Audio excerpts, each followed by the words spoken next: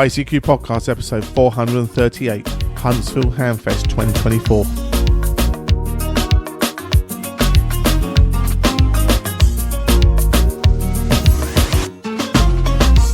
Well, hello and welcome, fellow amateur radio enthusiasts, to this, our 438th episode of the ICQ Amateur Radio Podcast, supported this episode by our monthly and subscription donors.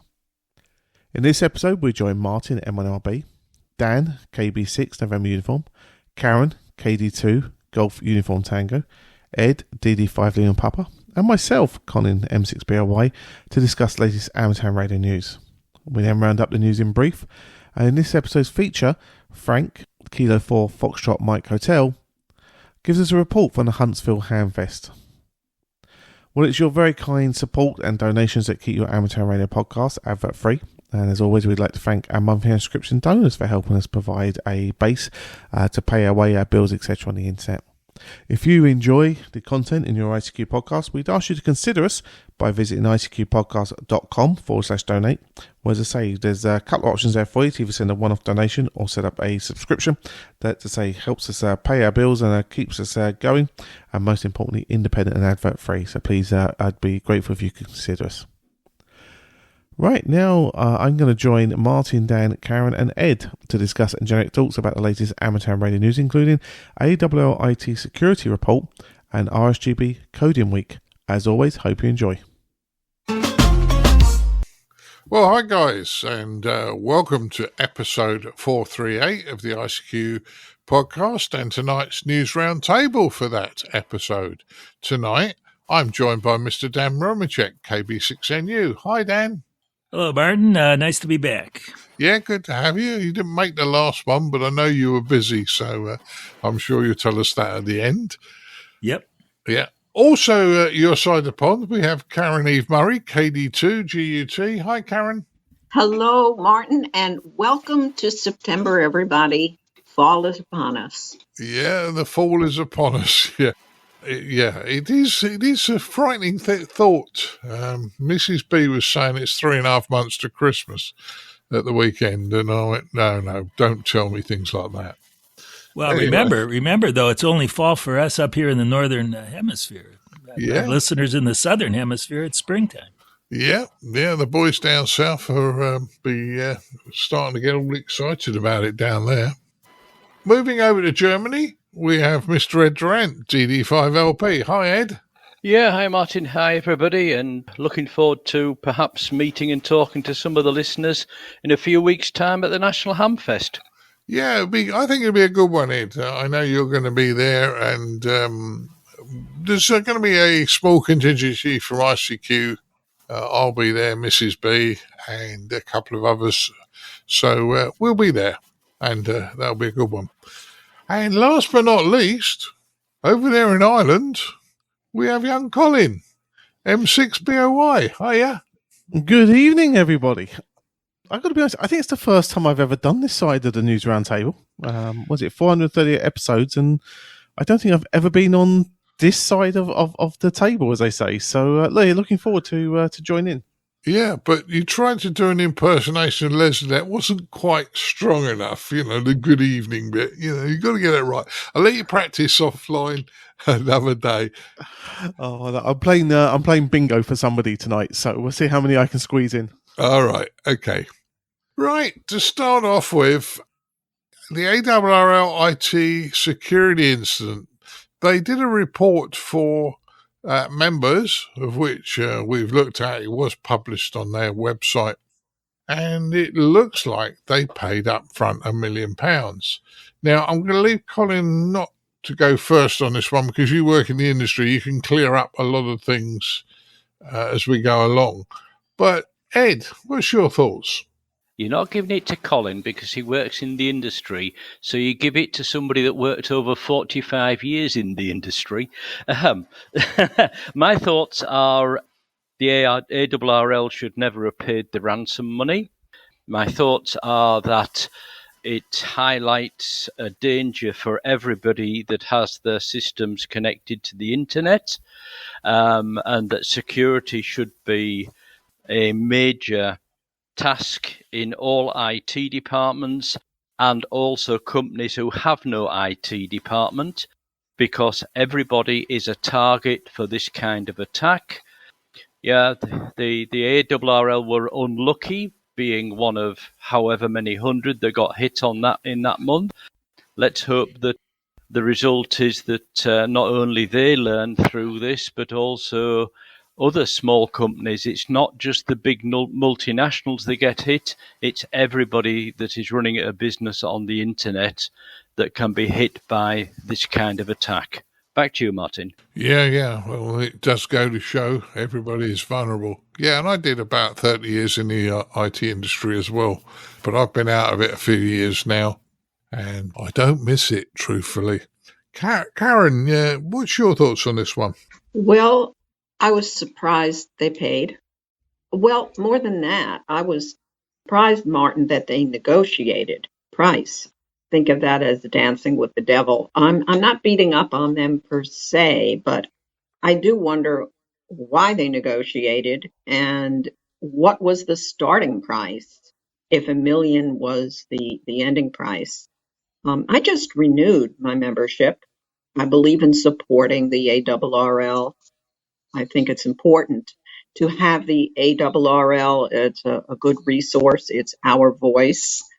I'm glad I renewed now because I don't know what the membership fee is going to go up to next time around. I wonder what the insurance implications are going to be for the ARRL and whether this sort of hazard will become an exclusion in the policy or have much less coverage because now they're high risk, so the premium will reflect that. I know people have been critical about the ARRL in the past for a lack of transparency. Give them credit for coming forward and being transparent about this for whatever their reason was. And I think it's important to be honest about these things. So it's partly why I don't think there should be a big beatdown now of the ARRL for being honest and saying what happened. But it sets a precedent that concerns me, certainly. And we'll just have to see what the year ahead will hold for the ARRL and for the members. Back to you, Martin. Yeah, it's interesting, and as you say, paying up. Yeah, the only person win was the criminal, isn't it? Which is a bit unkind. Dan, what's your thoughts on this one? Well, I'm kind of in agreement about the payment of this ransom. It doesn't seem like a good policy to me. I mean, I'm certainly no expert, but everyone I've read said it's not a good idea to pay this ransom. So I guess that, really the most important thing is going forward is, how are they going to set up their systems so that they can avoid this in the future? Are we going to get the same kind of half-baked IT system they've had in the past, or are they really going to make an attempt to make it a lot more professional? That's my 2 cents anyway. Yeah, it's understandable, Dan. Well, Colin, I know I left you to last because you've actually worked for a company an IT company that supports people that have had attacks in Ireland. Now, you can't give names away, obviously, but this is a lot bigger than just the ARRL, I believe, and it happens quite regularly. Yeah, unfortunately so. The concept from a cybersecurity point of view is it's not if it's going to happen, it's when, and you prepare for that, but pretty much that eventuality. Unfortunately, what a lot of organizations do is they look at this as a cost or a reduction in profits, or whichever way you want to look at it, and they think, it won't happen to me because they're going to target this big person or that big person, and they won't come for me. And what a lot of people don't understand, and myself, Bill Barnes, WC3B, and Chris, Mike Zero Tango Charlie, so we're talking about this over email last week. And when you read through the ARRL's report, what it looks like is the fact they've been hit by what we call ransomware in a box attack, which is basically a criminal just buys an infection, lets it out into the wild, sees what they snag, and then starts to work that like a petty criminal would work, say picking pockets on a tube with everybody with their mobile phones, their wallets hanging out there, their purses and jeans or whatever it be. So it's nothing unique as such. The biggie is, as we've alluded to here, is the fact that the ransom was paid. And if the ransom was paid, usually speaking, the only reason you pay the ransom is because you can't recover the data. And you're making an educated gamble that if I give a criminal a load of money, and because they usually use these cryptocurrencies that you're not going to get back, and you can't easily trace them, etc. Because if I give them this money, then I will get the keys to unlock the data and get the data back. And that's really one of the telltale signs of this whole thing is this is pretty much an admission that they didn't have working backups tested for ransomware. Now, they might have had backups and the ransomware got into it and wiped the backups out, or those backups may not be working effectively. But either way, the only reason for paying a ransom is because you couldn't get that data back. So that's, I think, the very big telltale from this. Other things we've mentioned in this as well, yes, their insurance costs will go up, their cost of business will go up because they're going to have to deploy a load of tools to remediate this stuff in real time rather than obviously problems. There'll be a lot of investment in IT infrastructure, etc. And obviously, it's probably the main source of income is membership fees. You can see how that will go up in line. And probably the reason why they weren't deploying such tools is because they were probably trying to keep membership costs down. And somebody's probably made a decision down the line to say, well, do we really need it?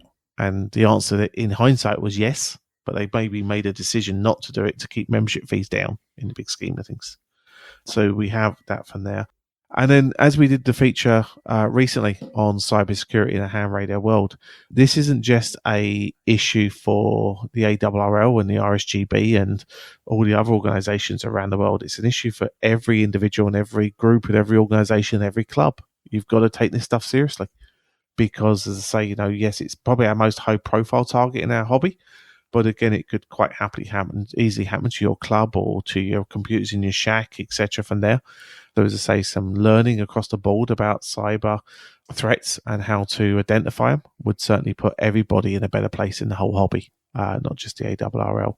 So as I say, it's worthwhile reading. It's quite open in some respects what the ARRL is saying here. But as I say, it's a little bit worrying that, as I say, that they did pay the ransom and what that actually means in the background about what's going on. So we'll have to obviously see how this shakes out and how the systems as they come back up. Because I think, is it DXCC or something like that is still a bit flaky. I think the Logbook of the World's back up, but I do think there might be some other systems that are still coming on stream. So we'll have to see how they get hardened up. But the biggie as well is that the fact that the ransom is paid means the ARRL are going to be a target going forward because they will be published as a company that paid the ransom. So it means everybody looking for a payday are going to target them going forward. So that's probably another big worry across the board for ARRL members and the hobby in general, is that they're going to have to keep repelling this problem into the future. Yeah, well, that's a frightening that... if they paid up once, they obviously look as an easy target for anybody else who's going to try and have them over. So let's hope they can harden up their systems and go forward. Not a nice story to start with, but it's the ARRL have put the information out now, and we are able now to look at it. I think we need to take it as a wake-up call for everybody in our hobby that cyber health, for want of a better term, cyber training is as important for everybody in our hobby. It's not just a big business thing. And I think that should be the wake-up call for our whole hobby in this process. Right. Okay, I agree. Right, move to our next news story. Resilience through amateur radio for National Preparedness Month. And I think this is good because it gets amateur radio into the spotlight. Dan, what do you think on this one? Well, it's always a good idea to be prepared for emergencies. Here in the Midwest, we have power outages and tornadoes sometimes and all that kind of good stuff. I don't know. I'm less of a doomsday kind of guy than most, I think. But, it is good to be prepared. Yeah. Well, as I say, also gives us a chance to go out and play radio with a purpose. if you know what I mean. So I guess some people will enjoy it along those lines. I tell you what, as long as I can do POTA with and call that like an emergency preparedness exercise, I'm good. Well, there's no reason why you can't then. Yeah. Caryn, what's your thoughts on this one? I think in order to accommodate Dan, we should call it POTA preparedness on the air. And I'm on board with that because I would love to do POTA. In fact, part of emergency preparedness might well be for some people to go out and do portable. It's an extra plus if it happens to be a POTA park. So there you go. You're saving the world and you're getting POTA points. Good deal. Good deal. Seriously, I tend to be something of a skeptic about what loosely termed calendar news, declaring, National Dill Pickle Day or Egg Month or whatever, because some of these can be a little ridiculous. But I don't think that's the case here. I think a month of focus on this is critical because even though there's more and more stuff going on in the world, it's getting harder and harder to navigate the channels of communication. We have a lot of options, but amateur radio has always been there, or almost always been there. And people need to remember that we're still here and that we can do what we do. It's a good opportunity to show people what we do, how we do it, and maybe even get them interested in being a part of it. Because everybody has a stake in national preparedness. Now, does that mean we go into bunkers underground and, bring a lot of canned food and dried up stuff to eat? That's one interpretation of it. But I think just being able to communicate and get the word out, whether it's with an HT or your HF rig, and pass along traffic is a big deal. It's a big deal. We had a story about flooding in Bangladesh where there was no organized effort to assist people to get them out and to evacuate, but the hams in the area got together sort of impromptu and created a network and managed to be helpful for hundreds of people. That's a form of preparedness. It's mental preparedness as much as organizational preparedness. So I think it's worthy. And yes, take a month, focus, and show people what it's about. So I think it's a solid idea. Back to you, Martin. Yeah, and it's also, as you say, publicity for amateur radio. Colin, what's your thoughts on this one? I know it's a state story, but what do you think about being prepared for all these things? Well, first off, I actually thought it actually comes back into our first story in some respects, that by doing these type of exercises to make sure that you can repel these threats, head off these problems. And I wonder if the ARRL had done a desktop exercise on cyber and the threats of it, if they might have repelled it rather than maybe sit around dunking biscuits in tea and thinking everything's all right. But the other thing I think on this one is the fact is not only obviously the stateside thing, but I'm thinking this could be a great opportunity to run these across, say, other regions and use it as a maybe a fun sort of way of demonstrating amateur radio and the sort of things that can be done out and about in maybe in a shopping centre or something like that to generate interest in the hobby as we keep talking about the whole idea of bringing people into the hobby and why it's important. This sounds like the sort of thing to me that you could maybe even potentially gamify a little bit and bring the general public involved, with some handy talkies and get them walking around, etc., and helping out along the way and getting some interest going as well as that side of thing. While you could obviously do the more serious exercises, I think this is also going to be an opportunity to express that interest to the general public and maybe even get some help along the way from them. Yeah, I think you're right on that. Well, without spoiling what I'm going to say towards the end, I spoke to a young family the other day when I was out operating, and they had their son with them, and he would have been about 8, and he said to me, I've got some walkie-talkies. And I said, oh yeah, and we chatted away, or handy talkies as you call them in the States. And we chatted away, and he had the license-free walkie-talkies. In the UK, we call them PMR 446. I believe you call family radio service in the States. But they're license-free, they're short-range, the bits and pieces. And I spoke to him for about 5 minutes about it. And he went off with a big beaming smile on his face because I didn't sort of slap him down and say, oh, they're no good, they don't go very far. Because, in fairness, they work. And they work for him and his mum and dad. But they were also aware of other things we're doing. Anyway, I've gone off at a tangent. Ed, do you want to bring it back online? Try, but you never know with you moving things off at a tangent, you know. Anyway, yeah, this story, of course, as written here, is very US-centric.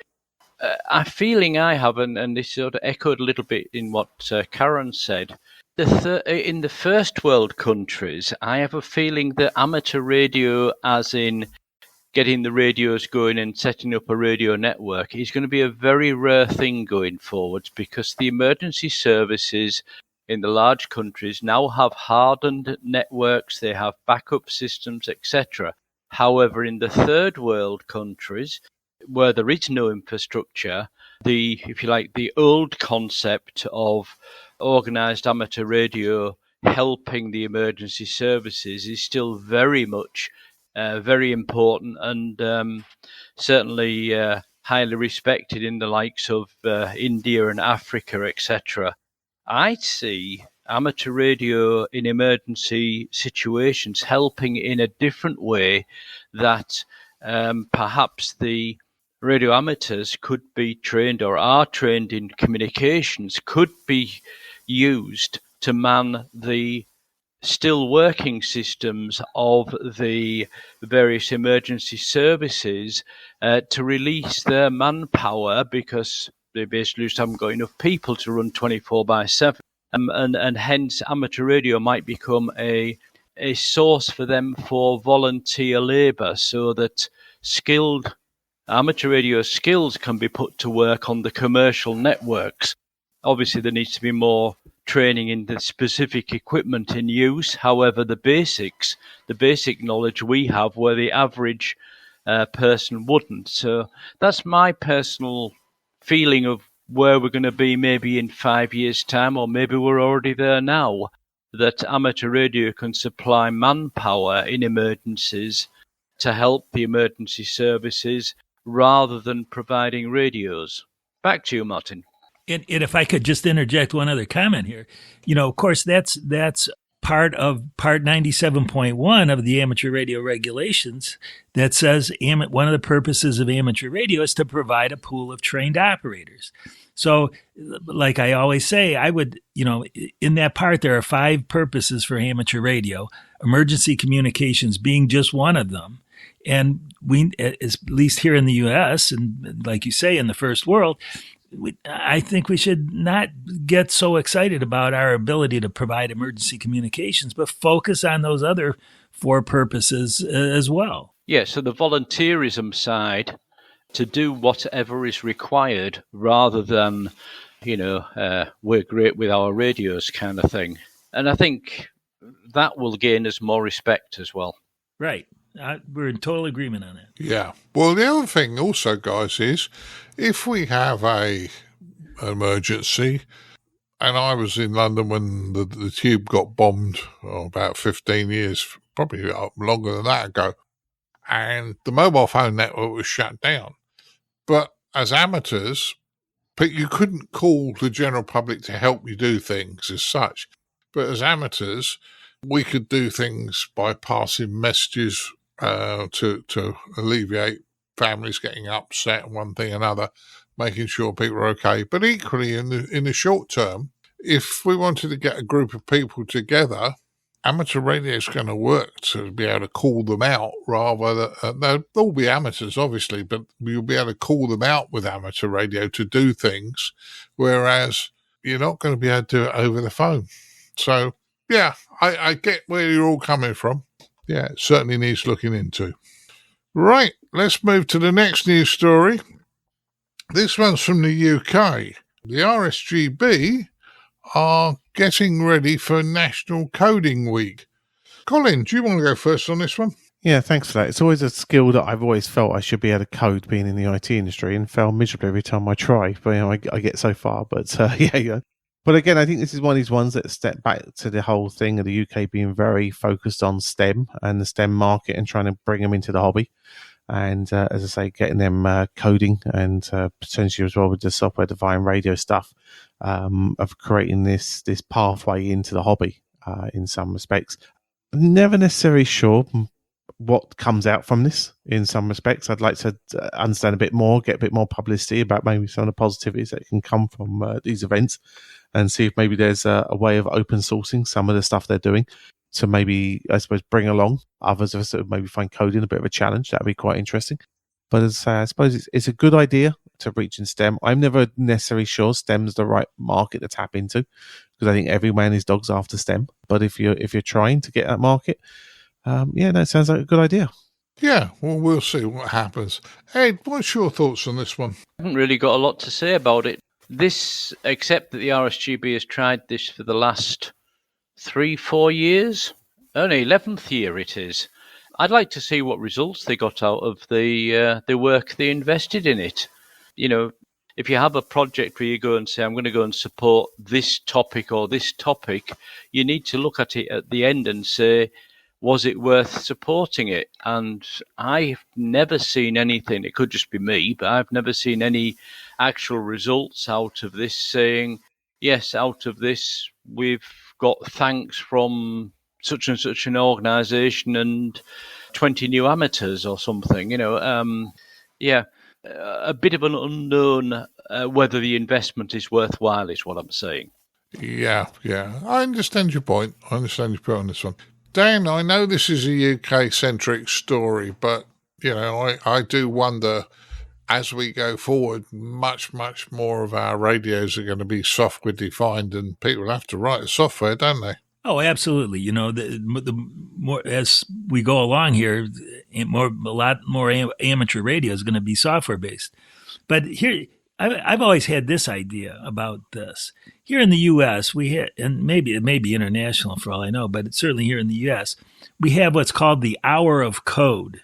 And it's very similar, I think, to this RSGB thing. And I've always thought that somebody should come up with an hour of circuits, which, in addition to teaching kids something about, and not just kids, of course, everybody. So there's something that teaches people about electric and electronic circuits, as well as about code. So, I mean, that's one of those thoughts that's just in my mind. I won't say constantly, but every time something like this comes up, I think to myself, geez, we should have an hour of circuits as well. Maybe I get the IEEE to sponsor something like that. But it's always good to know what's behind the programming, and because programming runs our lives now, pretty much, right? Yeah, actually, interesting. I've just found they talk about some of the projects they've done before in the past. So there's a couple of doing Morse code you might be interested in, Dan. One's on Morse texting and one's a Morse game they've done.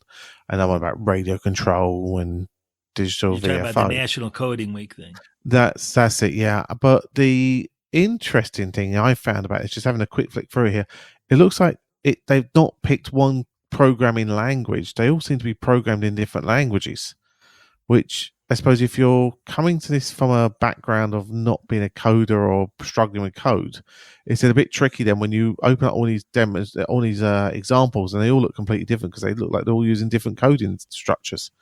So it's a shame in some respects they're not picking one coding system, particularly something like Scratch, which is relatively easy because it's all block coding type of thing, and then working with that and then developing that first base, if you like, as an entry level, and then moving on to more complicated things afterwards. Yeah, I that's the details in how the program gets run. But assembler's the only real coding language. Yeah, but yeah, no, you know what I mean. It's just when you look at these examples, there's so many different ways. It's a bit like putting yourself in a classroom and saying I want to learn language, and they say which one? You say all of them. And do you know what I mean? I'm looking at this now, and I've got to be honest. The fact is, it's not making me feel like I'd like to try this. I'm actually more confused when I started before we started the news story. To be honest, you have to look at this webpage. Yeah. Well, I'm somebody that has tried to learn programming many times and failed. I'm a sort of person, if I've got a piece of broken software, I'll be like a dog with a bone until I find it. And there's a chance I'll fix it, but don't ask me to write it from scratch. Caryn, have we left you anything to say on this one? Just a little. But first off, I have to say, when I first heard about this, I got very excited. I thought, Morse code! This is great! And then I saw, oh, okay, now I get it. Because most of the coding I know begins with a did or a da. That said, my experience with coding is extremely rudimentary. It dates back to DOS when computers first became accessible to us at home, and I took one or two classes in DOS on the weekends, just because I feel if you live in the world, you have to be conversant in this stuff. And I like it. I like the idea of software. But that said, my shack is relatively not very dependent on it as much as others. Am I portable as well? I log by hand. I do use logging programs when necessary, but I don't get too enmeshed in the issue of coding. But I feel like this was too late for me. Had STEM been a thing when I was a kid in school, I think the picture would have been very different for me because I enjoy the subject. I enjoy learning these things. And I think kids are really ripe for this. Assuming this does get the intended results, and I hope it does, I think kids are going to be that much richer for having participated in it. But for those of us of a certain generation who didn't quite arrive on the scene at an opportune time, we can only hope that the next generation has a better go at it. Back to you, Martin. Yeah, well, let's hope they do. And let's say a lot of people seem to be able to code. My mind doesn't work that way. I'll fix things if they don't work, but I struggle. If you told me, just write me this simple bit of code, I'd look at you blank because I wouldn't get it straight away. And I've tried lots of different programming languages, and I've never got there. Right, move to our next news story. The Children's Museum provides a spectrum of experience. Now that seems real interesting to me. I'm going to go with Ed first. What do you think on this one? Well, it's good because it's putting amateur radio, or an amateur radio club has been pulled in to help a museum with a larger project. You know, they're talking about the museum covering the whole of the electromagnetic spectrum as a museum exhibit, but then basically the HF part of it, they got a hold of the local club, and he actually got the club to put on various things there that not just come and explain the HF spectrum, but rather come and have activities to do with it.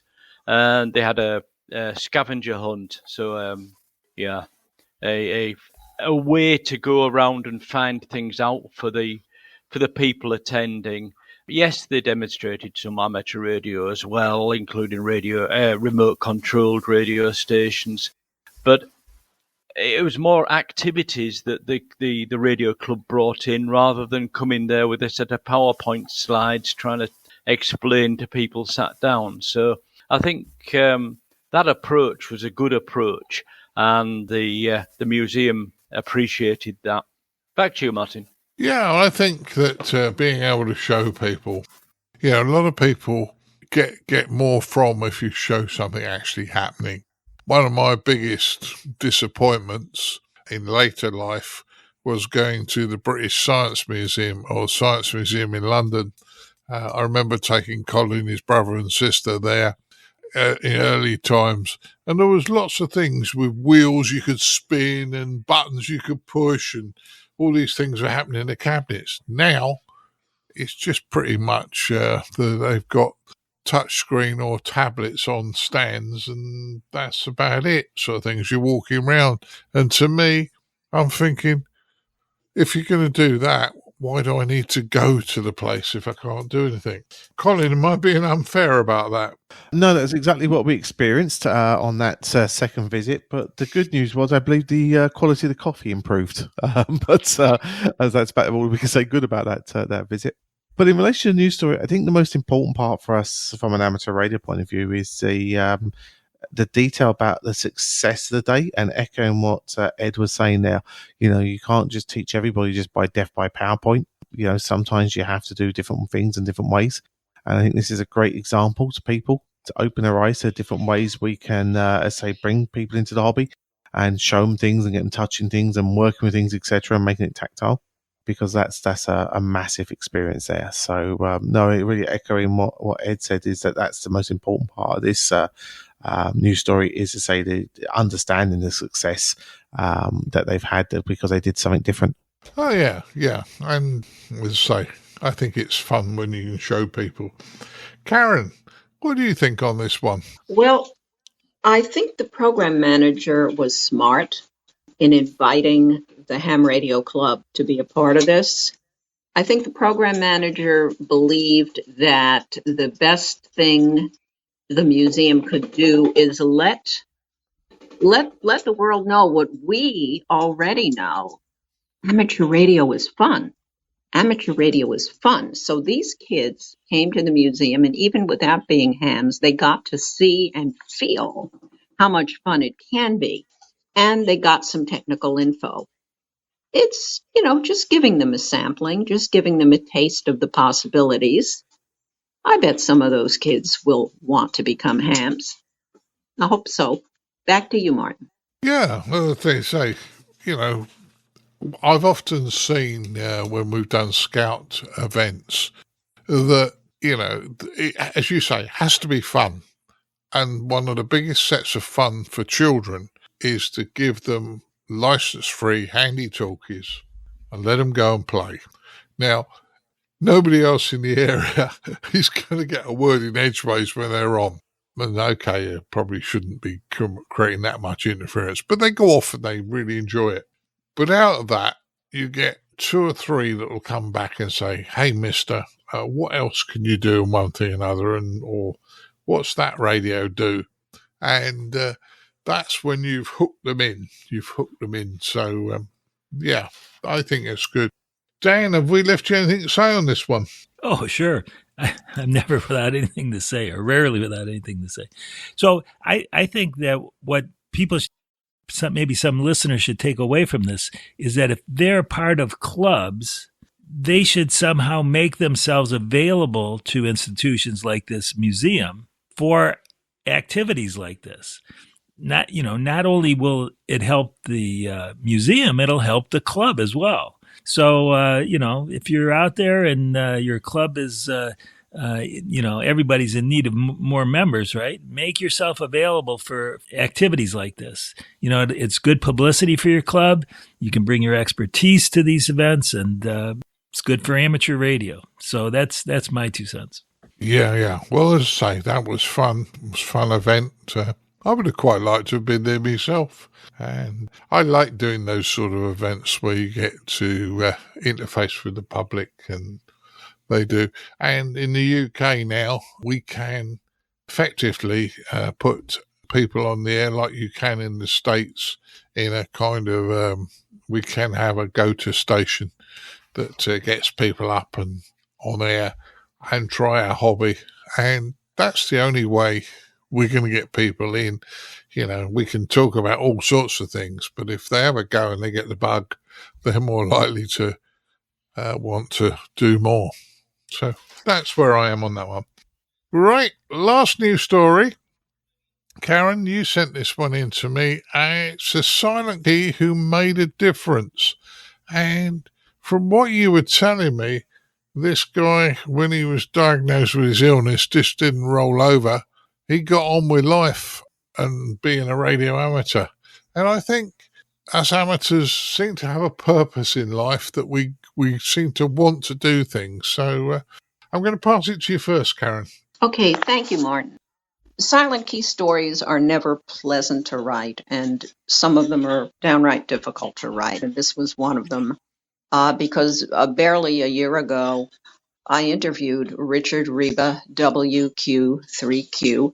Newsline was running a story about a special event that he had organized across as many states as he could to get on the air and call attention to an organization that provides resources to families touched by pancreatic cancer and, to support research. But basically, you talk to Rich and you hear his story, as I did last year on the phone, and you learn he received the diagnosis himself and lost his younger brother to it as well.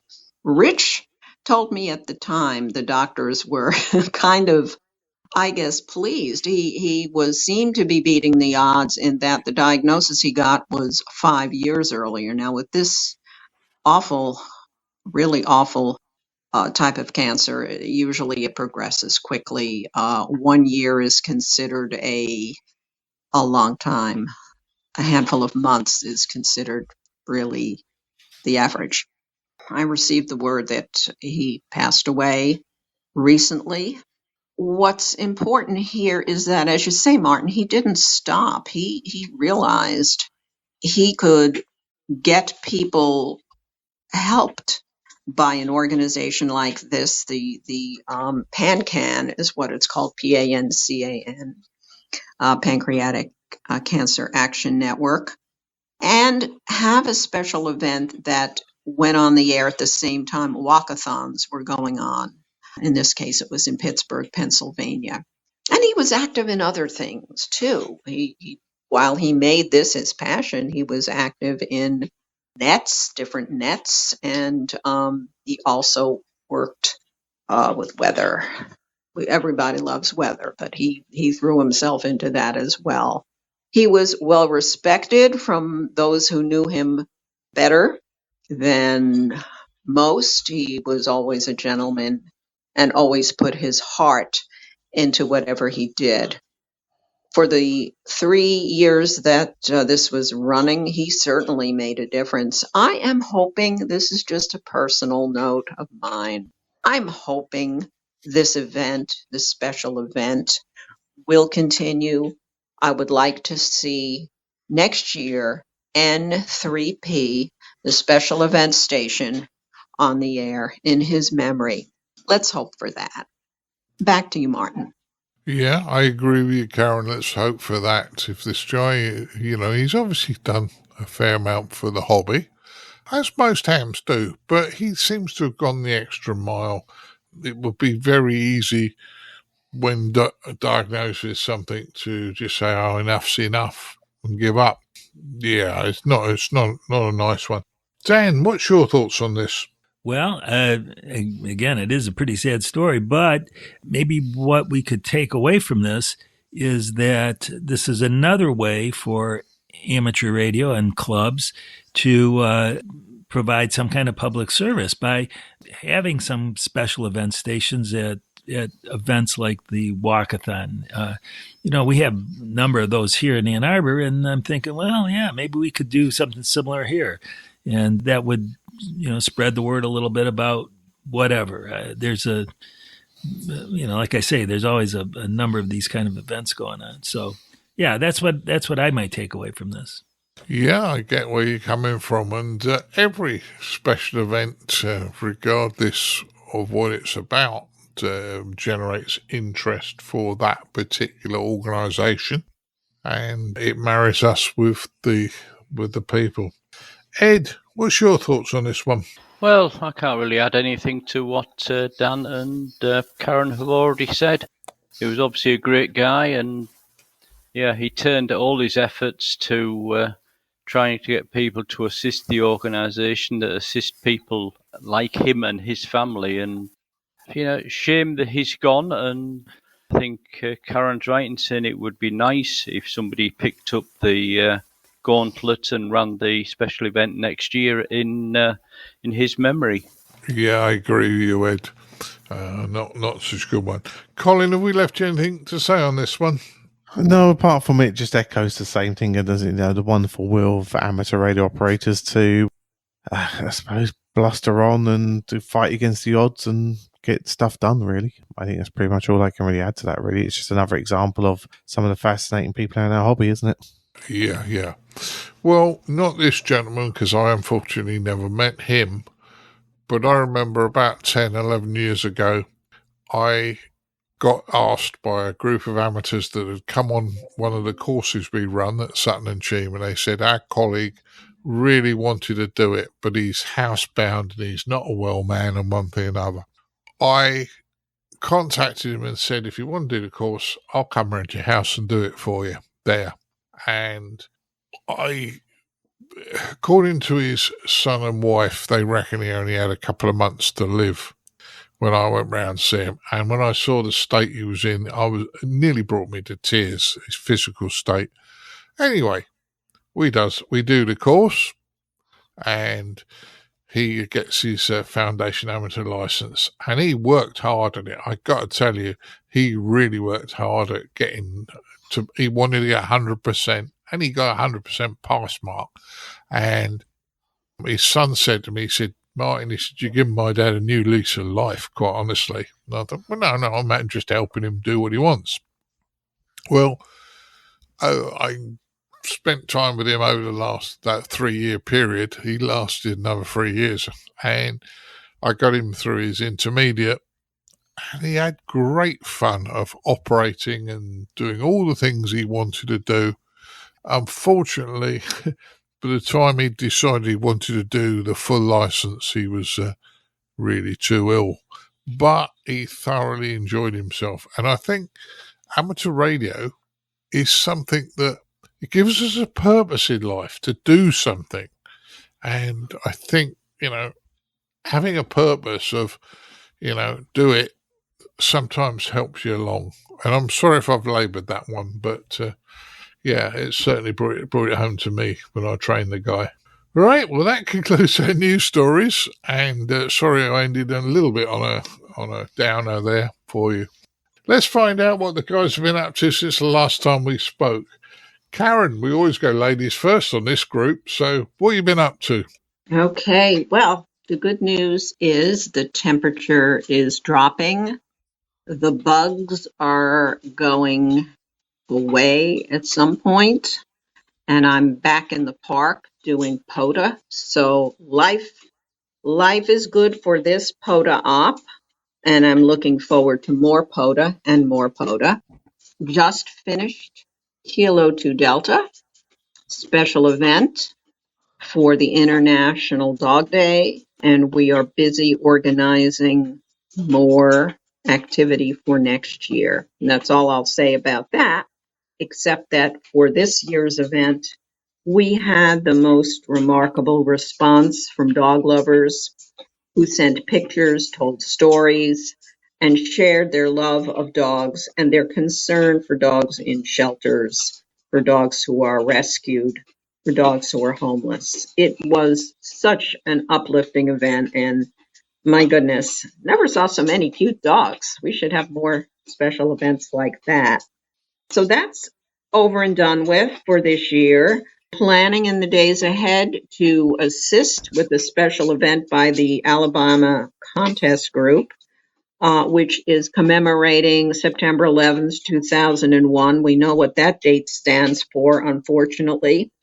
And for a couple of days, a Kilo 4 Alpha will be activated. I will be one of the ops. I'll be doing primarily CW. I invite our listeners, please support all the ops, work us, go to QRZ.com for Kilo 4 Alpha. Great group. I think that's really important. This is a time of year that affected a lot of people in different parts of the country. So again, when we talk about special events, we see what they can do, and they can highlight the worst in us, and they can bring out the best in us. And I think that's why I love them so much. Also, because being part of a team is one of the wonderful gifts amateur radio gives you. Going in the same direction and getting on the air for the same cause as your fellow hams. I just love that. I just love that. And yes, it does make a difference. In case anyone has any doubt, it does make a difference. So looking forward to that. And a lot more POTA. A lot more POTA. Okay, Martin, that's it for me. Back to you. Right. Well, just a quick question I thought about, but this is more for you and me, and the podcast listeners that have to get into this. Did you do anything with the flycatcher information I sent you? I sent you some horrible pictures, yes. I know. Yes, it was disgusting. It was so wonderful. The horse barn, I took it down to the horse barn, and my friend said he already has his system of doing it. So, but I thank you for that. If somebody has a routine and wants to stick with it, I just presented an alternative to him, and he politely declined, but was very appreciative. Yeah, no problems at all. Okay, thank you for that. Yes. Yeah. Just for background interest, the local park at the back of my house, they've started putting in wilderness areas, and we've been plagued with flies this year. And if I tell you that Mrs. B in her traps has probably done about 20,000 flies, has caught 20,000 flies, which I didn't even believe you could get as many. I mean, Karen's seen pictures of two of her traps, Carol's traps. She's filled those traps another twice or three times. So they're phenomenal. Anyway, we digress. Right. Dan, what have you been up to? Well, as I missed last month, I won't report on 2 months worth because 1 month is enough. But I did miss last month's podcast, my last episode, because I was on my way to DEF CON, the hacker conference, to teach another one-day tech class. And that was really kind of phenomenal. We had 90 people in the room at the start, and they didn't all stick around. And it's kind of hard to know exactly how many took and passed the test because we weren't like most of my classes, like we give the test right after the class, but we weren't able to do that this time because we had to evacuate the room. So, but I did run into a bunch of people that were in the class later in the days following at the conference. So I know a lot of them did actually pass. So that was great. I also delivered my ham radio for hackers talk at DEF CON, and that was very well attended, standing room only again. So there's quite a bit of interest in amateur radio amongst the hacker community, and I'm going to continue that in August, and probably won't be able to report on it next episode, but certainly at the episode after that, I'll be able to report on more of these teaching opportunities. Doing a lot of POTA. Talking about POTA, I passed the 1,000 mark at my second 1,000 QSO mark at my second park. So now I have 1,000 at two different parks, and I'm scouting around for a third that's close enough to go to regularly. So that's proceeding apace. And finally, I started building the QMX kit, QRP Labs QMX kit that I bought a couple months ago. And we were talking about Hans earlier, so I'm maybe about halfway through that. I have 9 of the 11 toroids wound, and should be. I'm trying to finish it up in time to actually take it out on a POTA activation before it gets too cold around here. But so I'm working on that. So that's all that's keeping me pretty busy. Yeah, well, that sounds good. And I actually saw Hans on Sunday. Sunday just gone. Had a chat with him. He's always an interesting gentleman to talk to, and his kits are very, very well made. And he was explaining in a bit of a presentation he did about the history of his kits and how they come along. And a couple of people were going, well, do you think you should do this transistor or should you change that? And he said, Hans was spot on the money. He said, look, He said, he didn't use these words, but he should have done. It ain't broke, don't fix it. It works. These transistors work extremely well, and they're non-expensive, which means I can keep the price of the kits down. If I and it's really phenomenal at the price of these kits. I mean, this QMX covers 5 bands, and costs just a little over $100. And not only that, it's totally software-defined radio. We were talking about that earlier. It's got a big old processor on it, and it does not only CW but digital modes. And apparently now he's figured out how to make it do a single sideband. So, I mean, these things are phenomenal. Yeah, he's working on single sideband. That's what he said. But yes, they are phenomenal, and there's a lot more coming. So, I think Hans is a great guy. I got a lot of time for him, and let's hope he continues to bring out some more nice kits. Yeah. Right. Ed, what have you been up to since we last spoke? Well, in the last month, it wouldn't be me if I hadn't been messing around with portable antennas and portable radio gear. I've been trying out various configurations and testing them from either SOTA summits or HEMA summits or POTA parks, whatever's convenient at the time. But we've also been having some crazy weather over the last few weeks with some heat waves and lots of biting flies. So I might be asking you for where to get Carol's fly traps from, but we haven't had the quantities you've been talking about. But what we have had are ones that bite, and so my arms look a bit worse for wear with lots of different fly bites. The other thing was finishing off since the last show. Finished off, and we've sent to the printer a new book that will be released at the National Hamfest. I won't say much more about that, except that there is a nice section in there from another ICQ presenter. In other words, Dan on POTA. So that book is actually the new operations. The new operations manual from the RSGB, and that'll be released at the National Hamfest. So we'll effectively have 2 bits of ICQ in there, if you like. So that had to be finished, edited, and apart from that, normal life, and life goes on. And hoping, as I said earlier in the show, or not hoping, I will be over at the National Hamfest, and at the same time I hope to get some SOTA, HEMA and POTA activations done in the UK in the week that I'm over.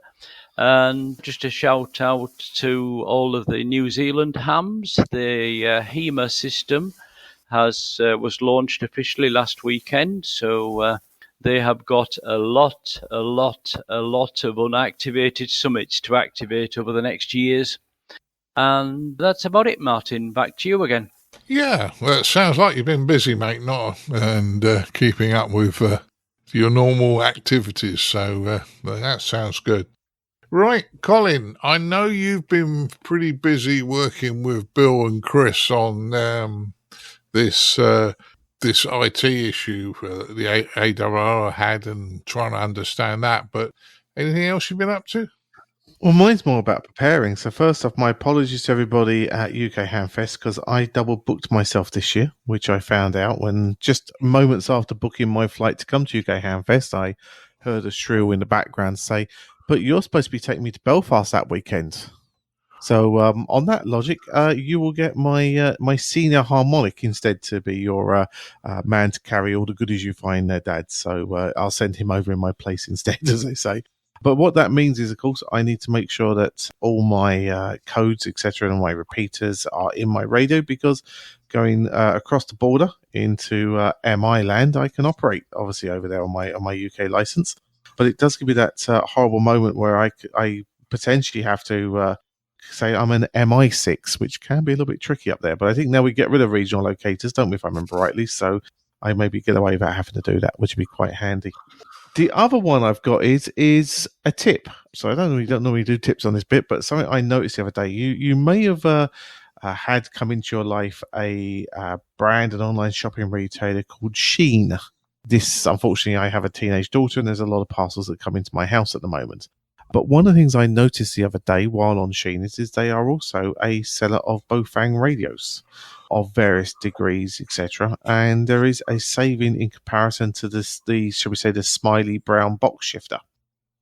So say if there is Shein orders coming into your house and you're in requirement for anything like that, it might be another source to go check out, as I say, if you're procuring Bofang radios. So just a tip to people to check out that retailer if, as I say, there's parcels come in the house, they want to throw in a radio or two for any reason that they might have to throw one in the bag or any other reason from there. So just something to pass on as a tip.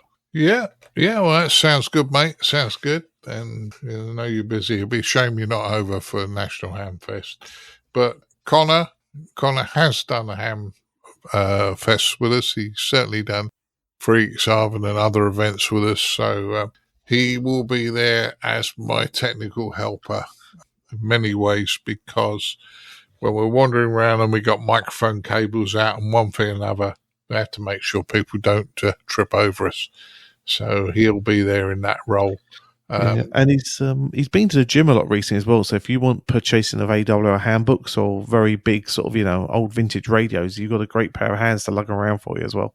Yeah. Did you book extra for me to send them back to you on the plane? No, he's only coming with a rucksack, unfortunately, for some strange reason.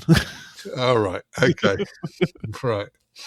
Okay. Well, the joke is that for years I've been trying to get Colin to take an ARRL handbook back with him, but he's always I can't remember who actually brought that handbook. I think it's the one that was brought on our first trip to Friedrichshafen. Yeah.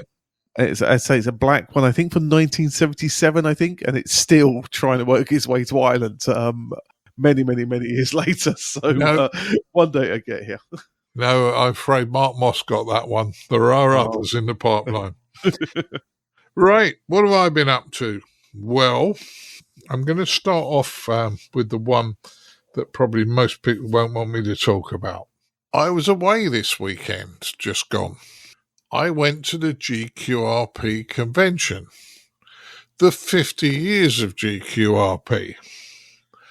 Everybody on the emails either said, they're sorry they couldn't get there, or they thought it was great. I was very, very, very disappointed. Reason being is I felt that the information on the GQRP website wasn't very clear. I put in the postcode in my sat-nav in my car, and it took me to some field the other side of the university, which wasn't any good to me. So I had the wrong postcode.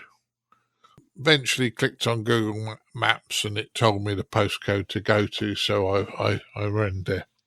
We went expecting a 2-day convention to be a 2-day convention, and I got there at 10 o'clock on the Saturday morning, and we wandered around. There was no amateurs. Eventually went and asked security, and they said, oh, yeah, it's happening. We'll get this lady to take you over to it. And I went over, and we walked into where the rally was going to be on Sunday.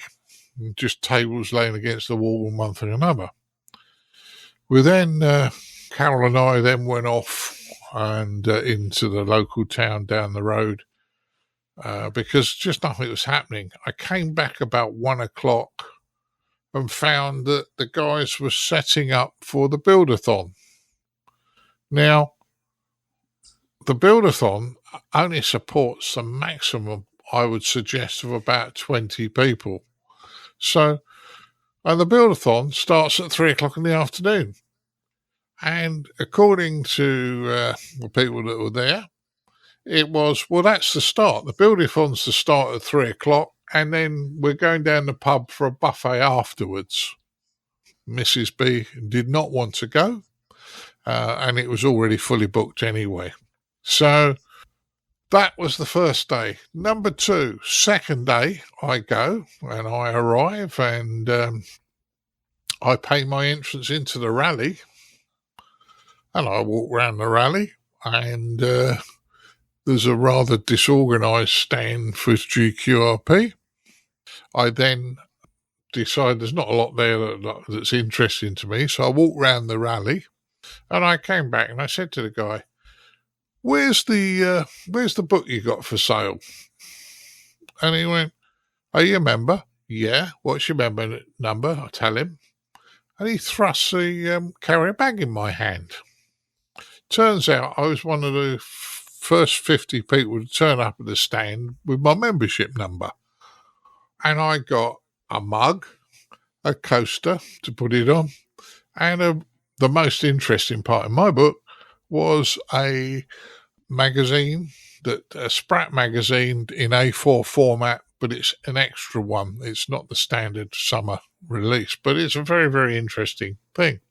I then said, where's the 50-year book? Knowing full well that our Ed, who's with us tonight, has edited it for them. And the guy looks at me straight in the face. He said, oh, they haven't arrived in time. We haven't got them here. They haven't arrived in time. Okay. So where have you got the USB stick, the up-to-date one, which you've been advertising? Oh, no, we haven't got that either. It's not arrived in time. Now, this is the 50th anniversary of the GQRP Club. They haven't got the book or the DVD stick, right? That, to me, was very, very disappointing. I walked round a bit further round, came across the RSGB stand, and they were selling the GQRP book on their stand. So it is available, guys, if you want it. I know Ed sort of tore his hair out when I was telling him this story, but it is available, although the GQRP Club didn't have it. Strange. I did go to one lecture. I saw Hans Summers' lecture upstairs. But in fairness, okay, I know I'm a member, but anybody could have walked into that. You might not have even been a GQRP member. You could have probably just walked in the door and sat down and that was it. And the room probably wouldn't hold many more than 30 people. So the only thing about a convention is it was 3 lectures in a room not much bigger than my front room I'm sitting in now.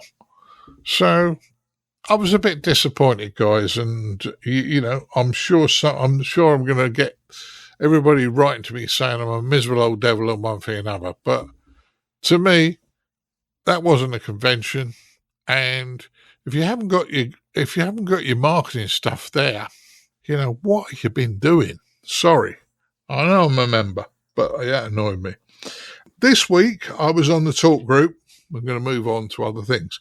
This week I was on the talk group. I spoke to Pete, ZL4TE, and he was telling me that on the previous podcast we talked about shortwave stations being put down in New Zealand and Australia. And he said, what you guys don't realise, he said, because I do, because I'm an ex-Brit, expat down there. He said, what you guys don't realise is down that part of the world, it's absolutely hours between different islands and one thing and another. It's a phenomenally big area. So shortwave is certainly very useful to us down there, which I thought was an interesting one. And it's quite interesting that, you know, we don't always think of how big the world is. Weekend before last, Edmund and I went out. We did the special event station British Inland Waterways on the air, and we spoke to a number of people as we wandered round, as they wandered past and had a look at us, which was great. We did it from a place called Runnymede, which is just down southwest of Heathrow, and thoroughly enjoyed ourselves. I think we did 26 contacts, running 50 watts into a vertical, and furthest contact we had was Newfoundland in Canada, so that was nice. Have been on the talk group a fair bit, and but not as much as I'd like. So, yeah, all in all, things have been good. That's what I've been up to.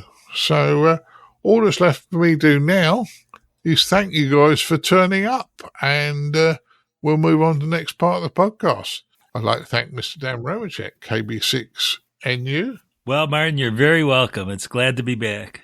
We're glad to have you back, Dan. You know, you're a busy man. Like 90% of the podcasters, we're all busy. It surprised me sometimes that we get so many of us together at any one time. Well, but I love doing this podcast. Yeah, well, we enjoy having you, Dan. I mean, we've been doing it for 16 years. We all love doing it. So, yeah, it's great fun. Yep. I can't always release the pre-recordings because sometimes they do get a bit heated and silly. But, hey, it's good fun.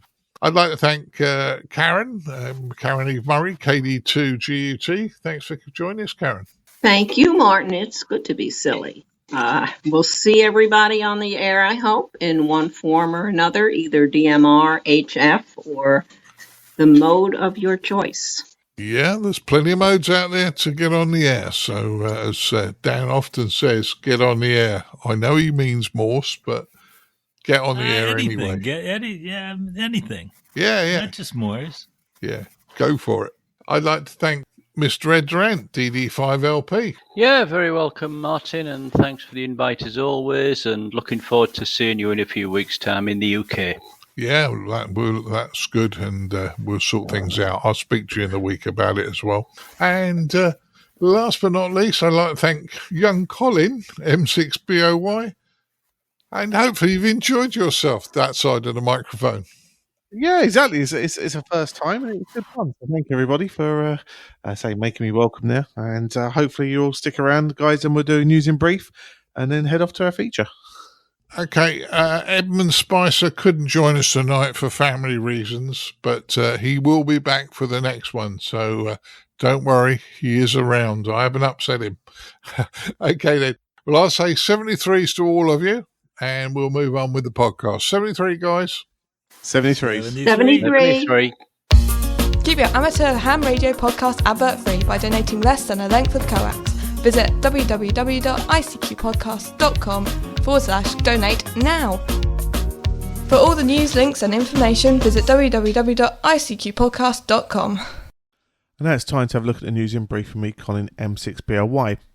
News here that this weekend, as we released a podcast, there's a fantastic special events station taking place on Route 66 in the US. 23 clubs located across the route will be operating one-to-one call signs, QSL cards and certificates, which will be available to mark the event.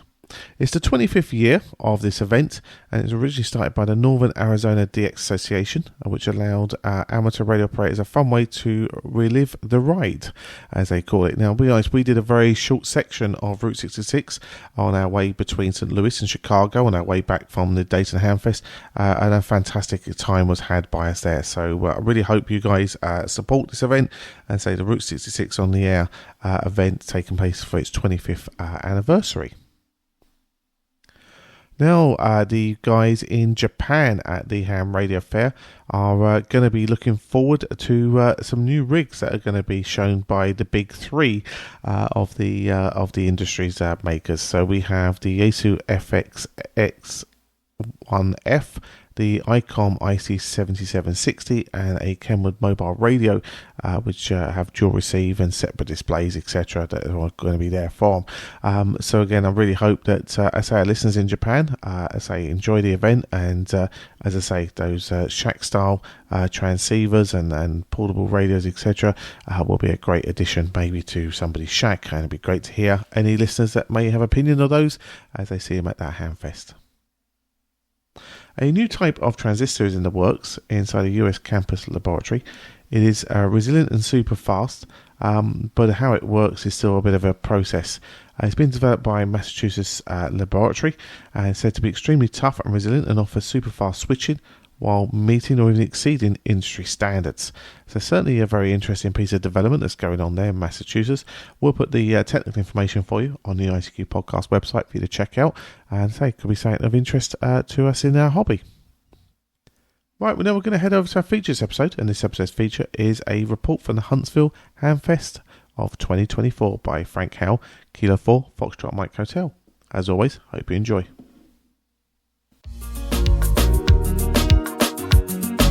And now for this episode's feature from the ICQ Podcast.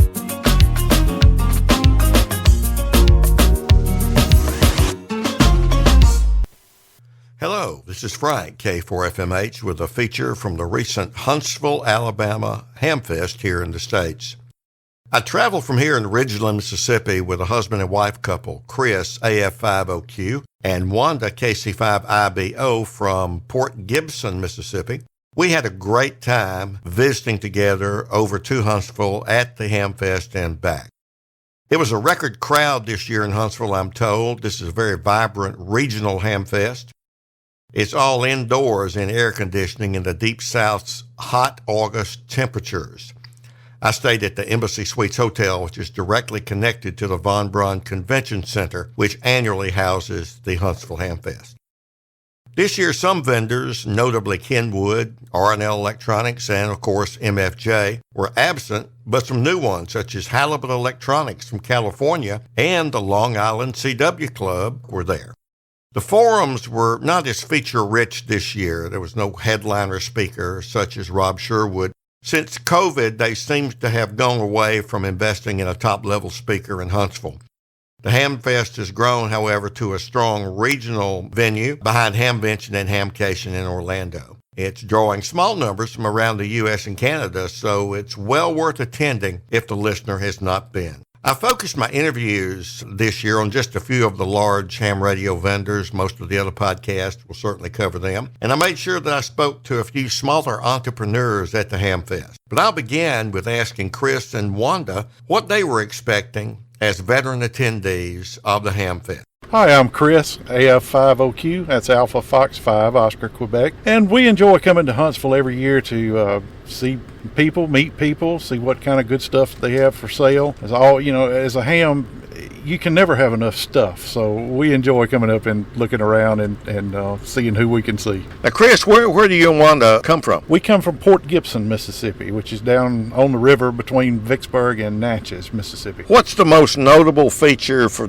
our listeners? What's the most significant thing in Port Gibson? And you can give us the nuclear option. Well, we do have Grand Gulf Nuclear Plant. We have the Presbyterian Church there that has the finger on top in gold pointing toward heaven. We also have Windsor Ruins, which was burned in about 1890 during or after the war. It was a significant mansion at that time. The nuclear power plant is certainly one of a number of nuclear power plants in the United States. How important has the Grand Gulf been to the Port Gibson area? Grand Gulf was first started, I think they broke ground in 1973 or 74, and has been in operation for several years, and it has increased the economy greatly. Port Gibson is a small town of about 1,400 people. It has brought more people into that community, into that county. Well, Chris, you have some authority with regard to electric power generation, because don't you work in the power industry? I do work for an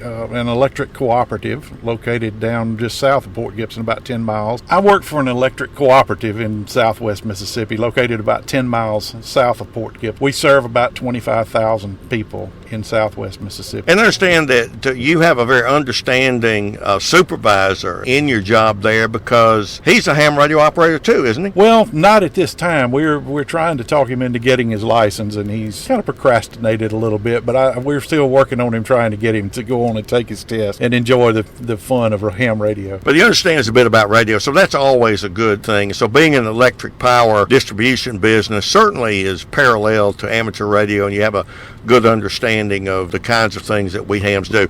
I'm going to turn to your XYL, Wanda, and get her to do the same. Explain to our listeners who you are, what your call sign is, and what you're looking forward to with the Huntsville Hamfest. Yes, my name is Wanda. I'm Kilo Charlie 5, India Bravo Oscar. I always enjoy coming to the Hamfest to meet people, mingle, and look to see what's new. Like I said, just meet new people. For the ICQ podcast at the Huntsville, Alabama Hamfest, roaming around talking to interesting people. And one of the interesting people is a guy who goes by several names, and he has a company. He's the proprietor of, main engineer, and main instigator and procrastinator of Halibut Electronics. Hey y'all, how you doing? And his name is Mark Smith. That's given to him by his parents, but I'm going to let him introduce himself and what his company is about. So my name is Mark Smith, also known as Smitty in a lot of forums. Halibut Electronics is a company that I started a few years ago to make electronic devices for the amateur radio community. What the heck does that mean? Well, I have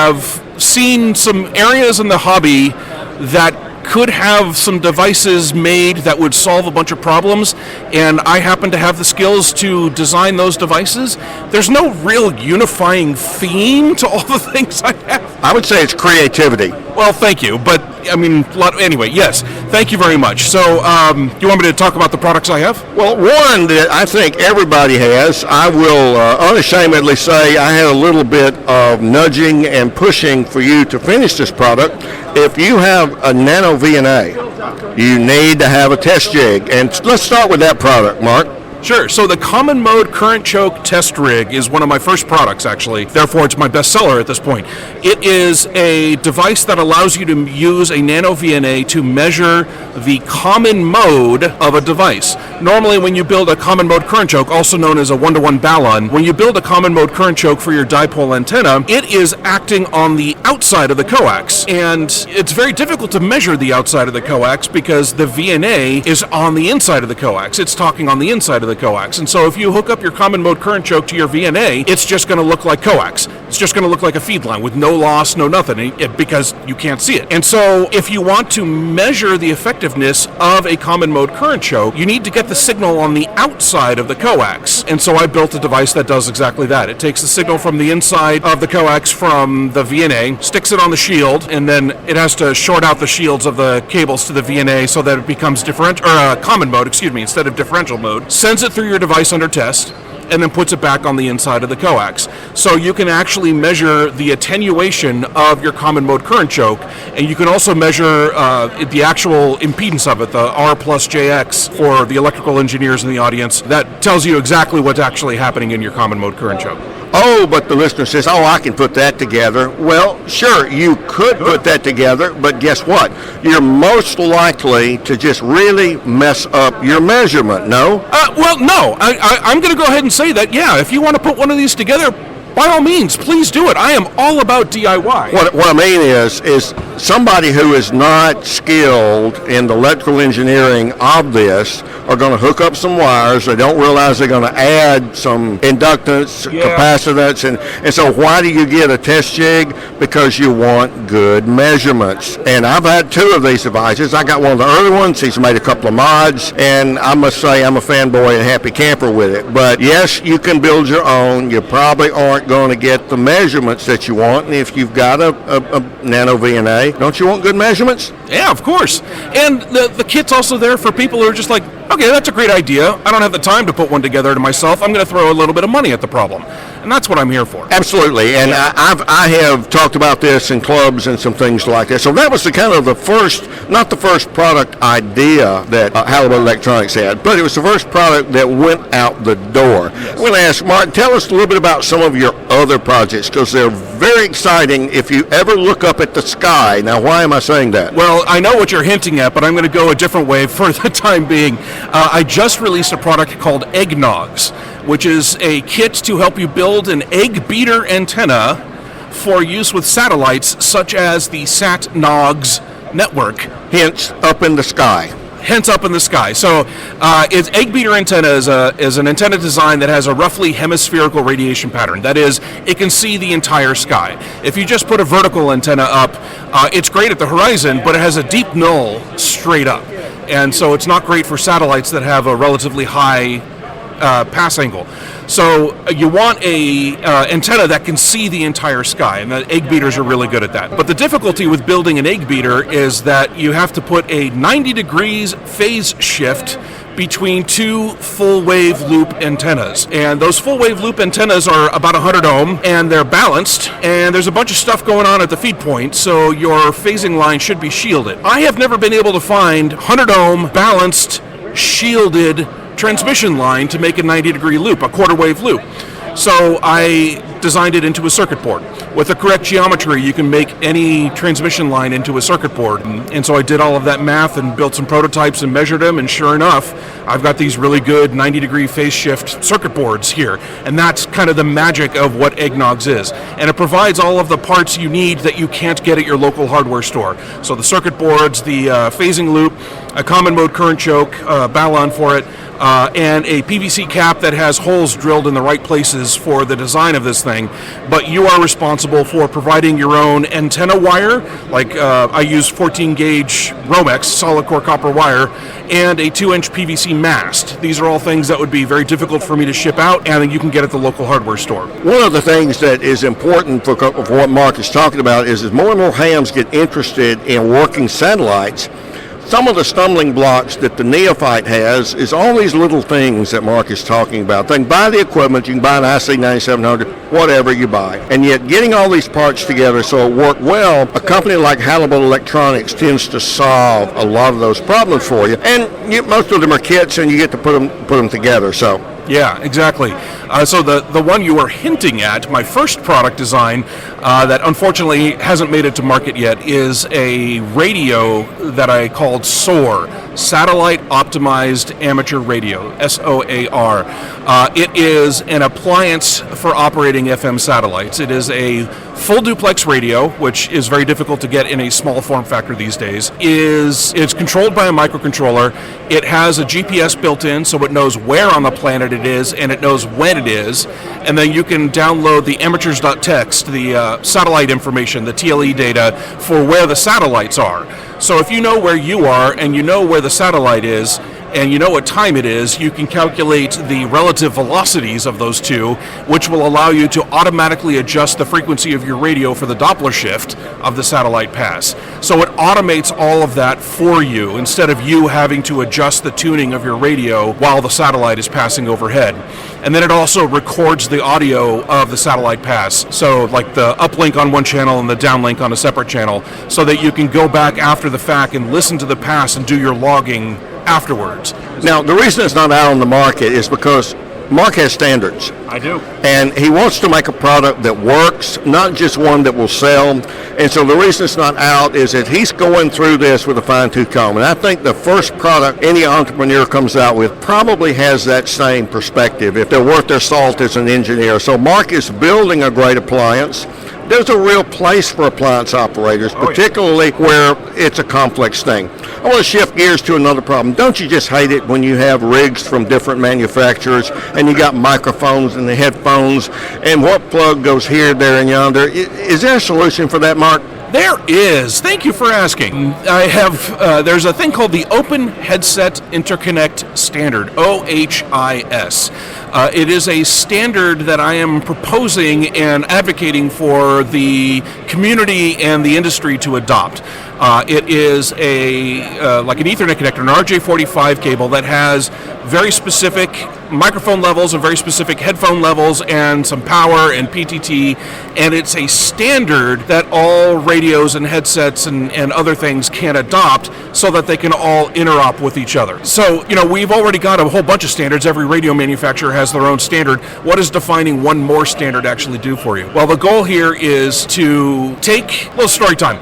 I've got a headset. I've got a wonderful Heil headset. They're just 2 booths down from me. They make wonderful headsets. And I've got a Yaesu radio at home. And if I want to connect that Heil headset to my Yaesu radio, I need to buy an adapter. Thankfully, Heil's got us covered. He sells adapters that go from his headset to the Yaesu radio. Wonderful. Problem solved. But now I go buy a Kenwood radio. I need to have a different adapter that goes from that headset to that radio. And if I buy an Icom, now I need a third adapter to go from that headset to that radio, but now there's a problem because the Icom uses a different type of microphone. So, like, this is an example of the problem that I'm talking about. If I buy a second headset, now I need 3 new adapters, and you end up with this full mesh of adapters between every type of headset and every type of radio. At home, that's not that exciting, not that big of a problem, because my setup is relatively static. But in a multi-user environment, like an EOC, or a club shack, or a contesting station, or a field day event, that becomes a real problem, because I come into the event with my own headset, and I don't want you wearing my headset because I might have cooties. I don't want your ear goobers in my headset, right? And you don't want my ear goobers in your ears. So I want to be able to take my headset, and by the way, ear goobers is in the glossary. I want to be able to take my headset and sit down at any radio and just plug it in and know that it's going to work. And so that's what OHIS is really trying to solve. And the way we do that is by taking that one adapter that's unique to the pair of the headset and the radio and split it into 2 adapters. So you have one adapter for the headset only that converts that headset to the standard, and it stays with that headset, and it's unique only to that headset.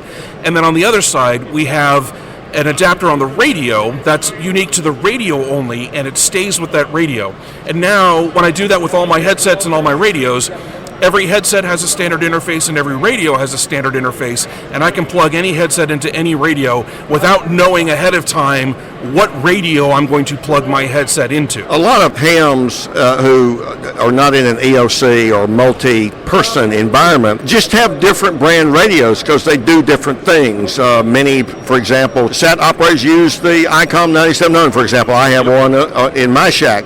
But I also have a Yaesu FTDX10. I also have a Flex 6400. And gosh, if I go out to my workbench in my garage, I got a lot of other brands of radios that I may want to bring in. So one of the things that Halibut Electronics is trying to solve is this standard interface, and he has a product that will help you implement that.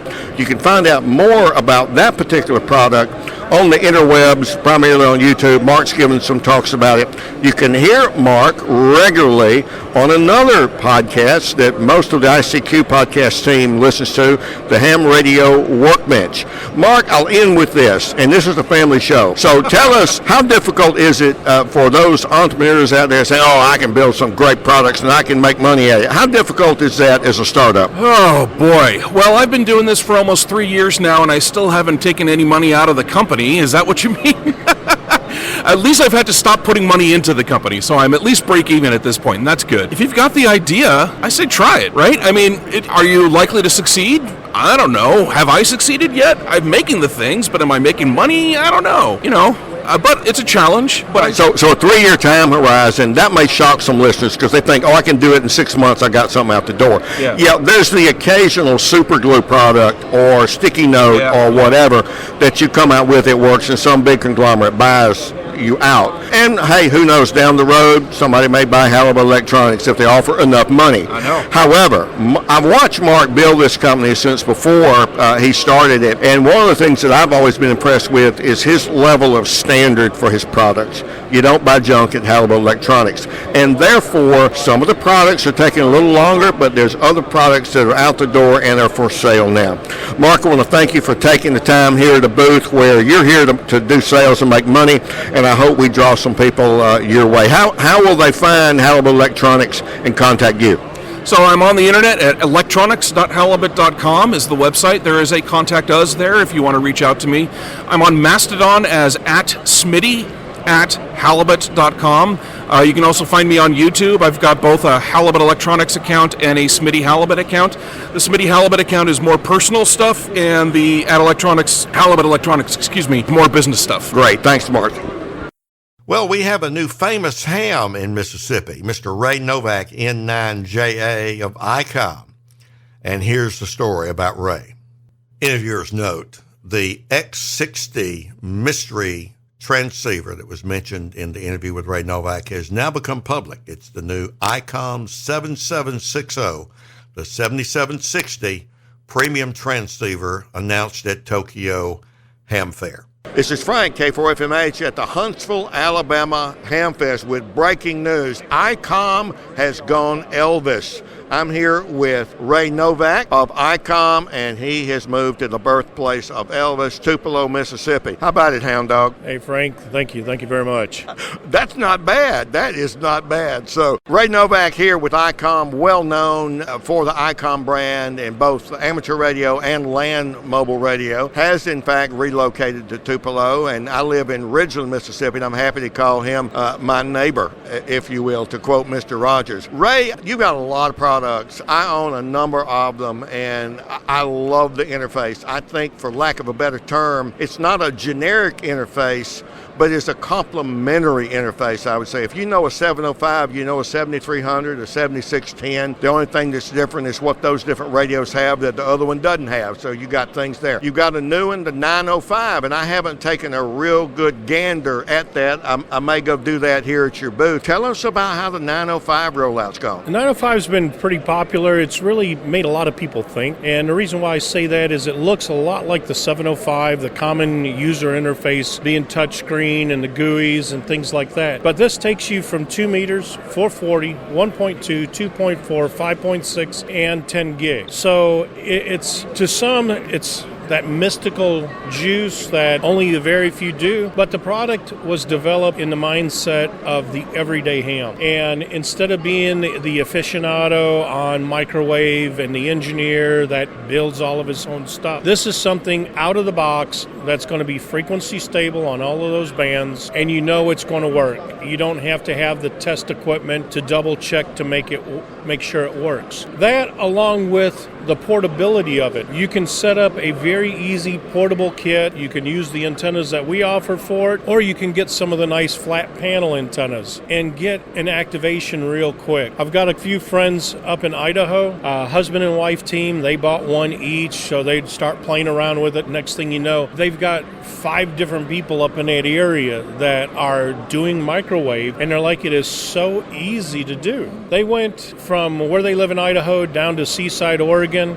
They started activating parks, so they got involved in POTA, and they were doing it only on the microwave bands. In that trip, they had over 800 queues. Wow. And you think about today's younger ham, the younger generation that is really getting into this POTA, and they like the adrenaline of being in an activated park. They're on social media, letting everybody know where they are, and then they have the hunters come look for them. They like that adrenaline of being the pileup. Well, you think about doing microwave, and now that changes. Instead of just being the park, you're looking at grid square activations. You find a rare grid square that a lot of the older guys that have built their own stuff, they're not going to go climb an area or even do a push-up mast to get some elevation. They just throw a signal out. With the 5 bands, you can work 20 guys. There's 100 queues when you go through all the bands, but if you work all 4 grids, that's 400 queues in a day. That's a lot of activity. That's a lot for HF. You compare it to an HF operator operating portably. How many do 400 queues in a day unless it's in a big contest? Very rarely. But with that mindset and people using not only amateur radio, but the social media aspect to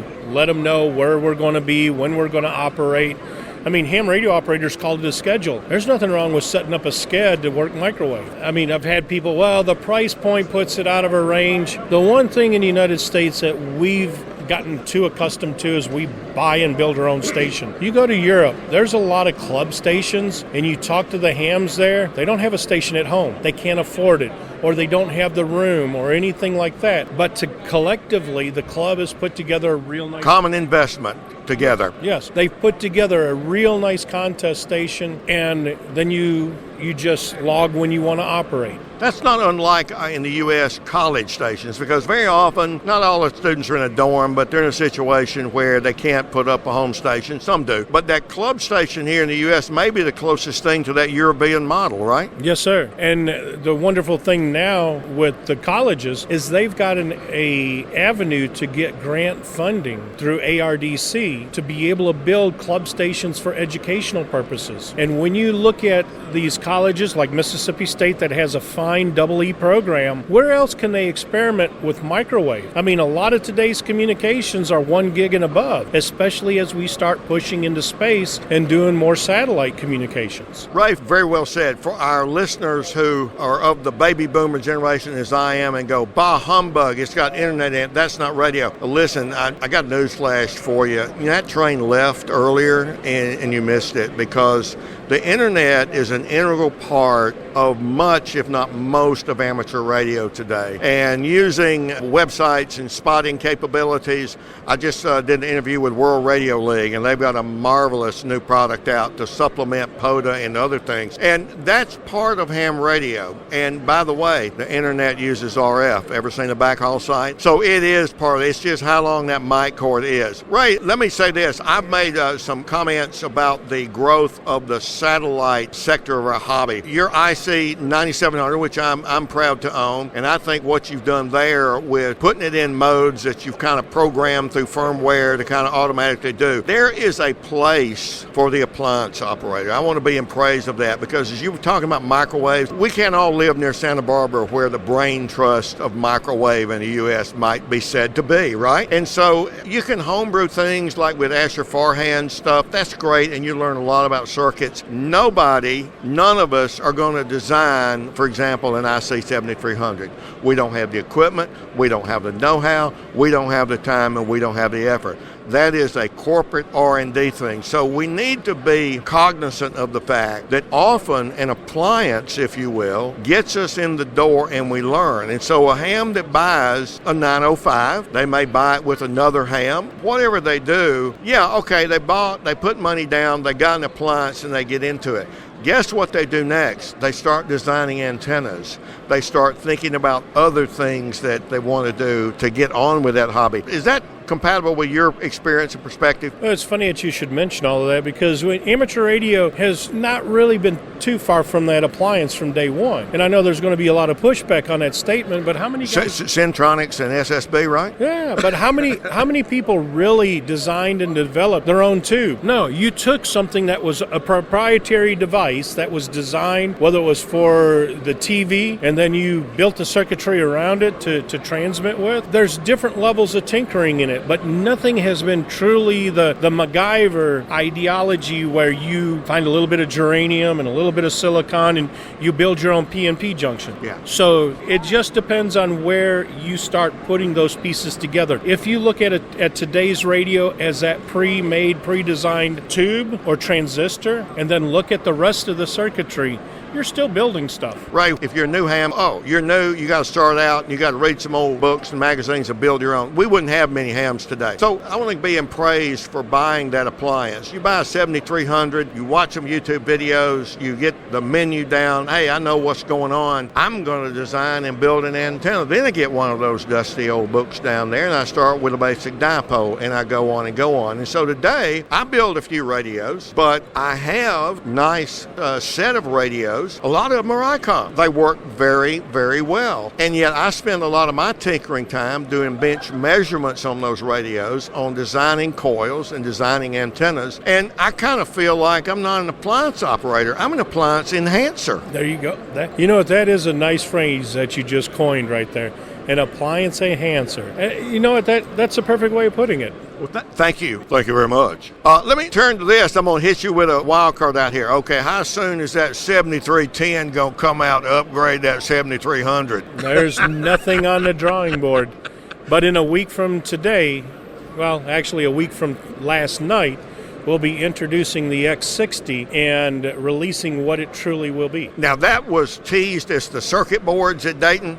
That was teased at the circuit boards at Dayton as well as Friedrichshafen. Yeah. All of us were pointing to the Tokyo Ham Fair, which is next week. Wonderful. Well, that created quite a buzz there. That was an interesting marketing concept. And the thing about the 7300, you hear people say, oh, that's old technology. Wait a minute. Just because it's been out a couple of years longer than some competing model doesn't mean it's old technology. Does it work? Yes, it does. I have one in a portable box. I couple it with an Ameritron ALS 500, and sometimes I'm the pilot. And it works very, very well, whether you got in your shack or portable or whatever. That's one of the things about good radios, and you've announced numbers of sales for that radio, so by any measure, it's a great radio. Hams that want the 7310 or what out, you've got a successor line, and that would be the 7610. And for people that may not be aware of this, it's got pure signal capability. I'm not sure what Icom calls pure signal capability, but you know what I mean. You got brick wall transmit filters, right? Yes, we do, and we also just released a firmware update that dealt with the digital pre-distortion. Yeah, that's the technical name. So that was the firmware for the 7610? That was for the 7610. Since day one that we introduced the 7610, it's had the hardware to support the PW2 for the DPD feedback loop, and the PW2 should start shipping next week. So we're excited to see that finally after almost 5 years. 2 of them we can take out of the timeline because of COVID. I mean, that massive reset that we had there. But it looks like a very beautiful amp. It's been run through a couple of contests now, CW contests as an SO2R. So the CW operators are a little picky, aren't they? They're very picky.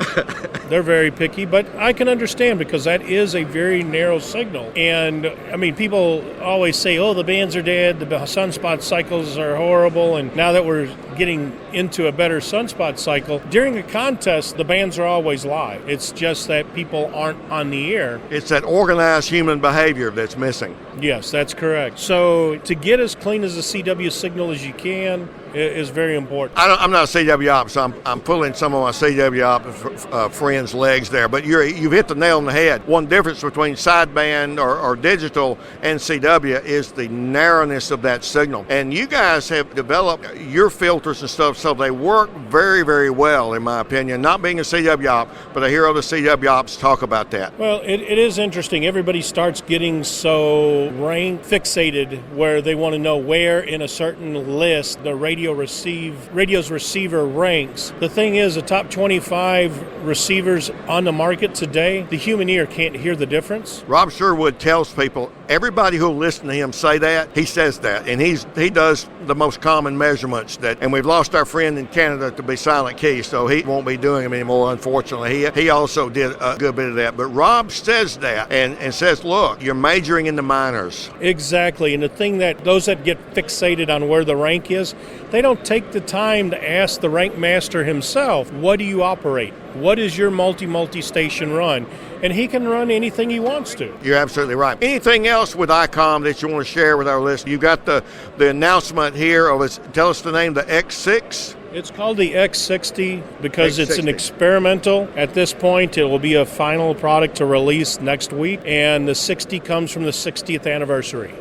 Wonderful. Now, you had a little HT that had a little commemorative feel to it, didn't you? Yes, sir. We do have the ID52 Plus 60th anniversary. This has been an enhancement of the popular ID52 to incorporate a better Bluetooth chipset as well as a USB-C charging system. And there's a couple other firmware type items that are in the radio itself. But the Bluetooth chipset is the biggest or most significant change because it's got the bandwidth now that'll pair to an Android device with internet connectivity. You no longer need to have it tethered by wire to do terminal mode or access point mode on D-Star.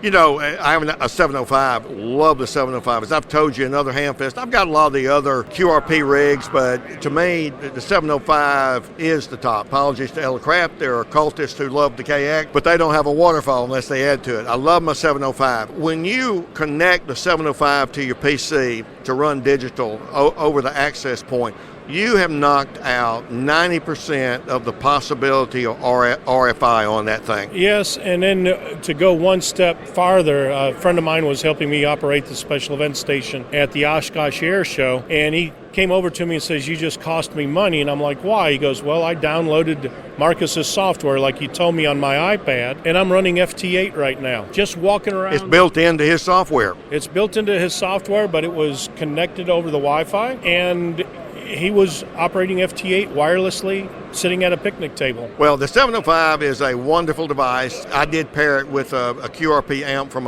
another manufacturer that has a tuner in it, and that's a wonderful pair. And I use my 705 a bit, and I'll experiment with some others. Ray, listen, I want to thank you for taking your time, and I'm standing here in front of what I would call, in the spirit of the moment, a hunk of burning love of Icom products here at the Huntsville Hamfest. Well, thank you for stopping by. Thank you very much. This is Frank K4FMH at the Huntsville Hamfest. Unless you've been completely off the internet, you've no doubt seen a small company who is taking the ham radio study industry by storm. That's Ham Radio Prep. Now, they have a partner company that is innovating like crazy in logging and spotting ham radio operators, displaying them on interactive maps, giving all kinds of signal intel about them. Very, very innovative. Here's my interview with James Cribbs, KN4NEH, the founder and CEO of the World Radio League and Ham Radio Prep.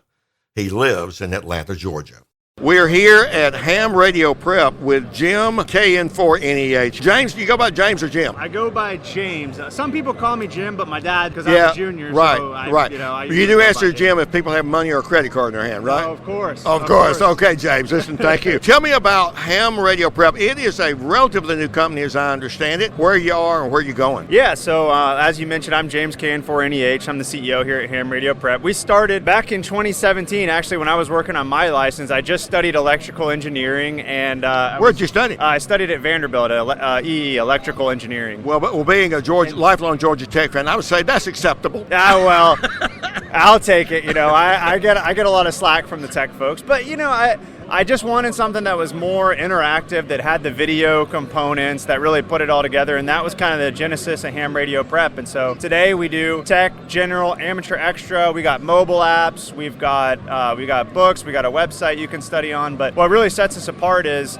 rather than just taking endless practice tests and quizzes, you're actually learning something. Our professor, Jim, N4BFR, our lead professor, takes you through all the material. We break it up into nice, easy chunks where you watch a video, you take a quiz, and by the time you're getting to the practice test, we got over a 99% pass rate. That's great. Let me just say, you're talking to somebody who's Professor Emeritus, who's been professor for 45 years. So I'm very impressed with your curriculum. Thank you very much. I mean, it takes a lot to design it, because what we've realized is you want to give people a base level of information, but if you make the lessons too long, we can see in the data people start to drop off. So we have to find that sweet spot where you're learning the fundamentals, but we're not making it too long, or nobody actually gets their license and gets on the air. So, with a PhD in statistics, I like the fact that you're using data analytics to look at it. It's the way to go, and so many don't do that. You know what the most difficult question is on the entire technician exam? What is SWR? And the right answer is squirrel to wire ratio, right?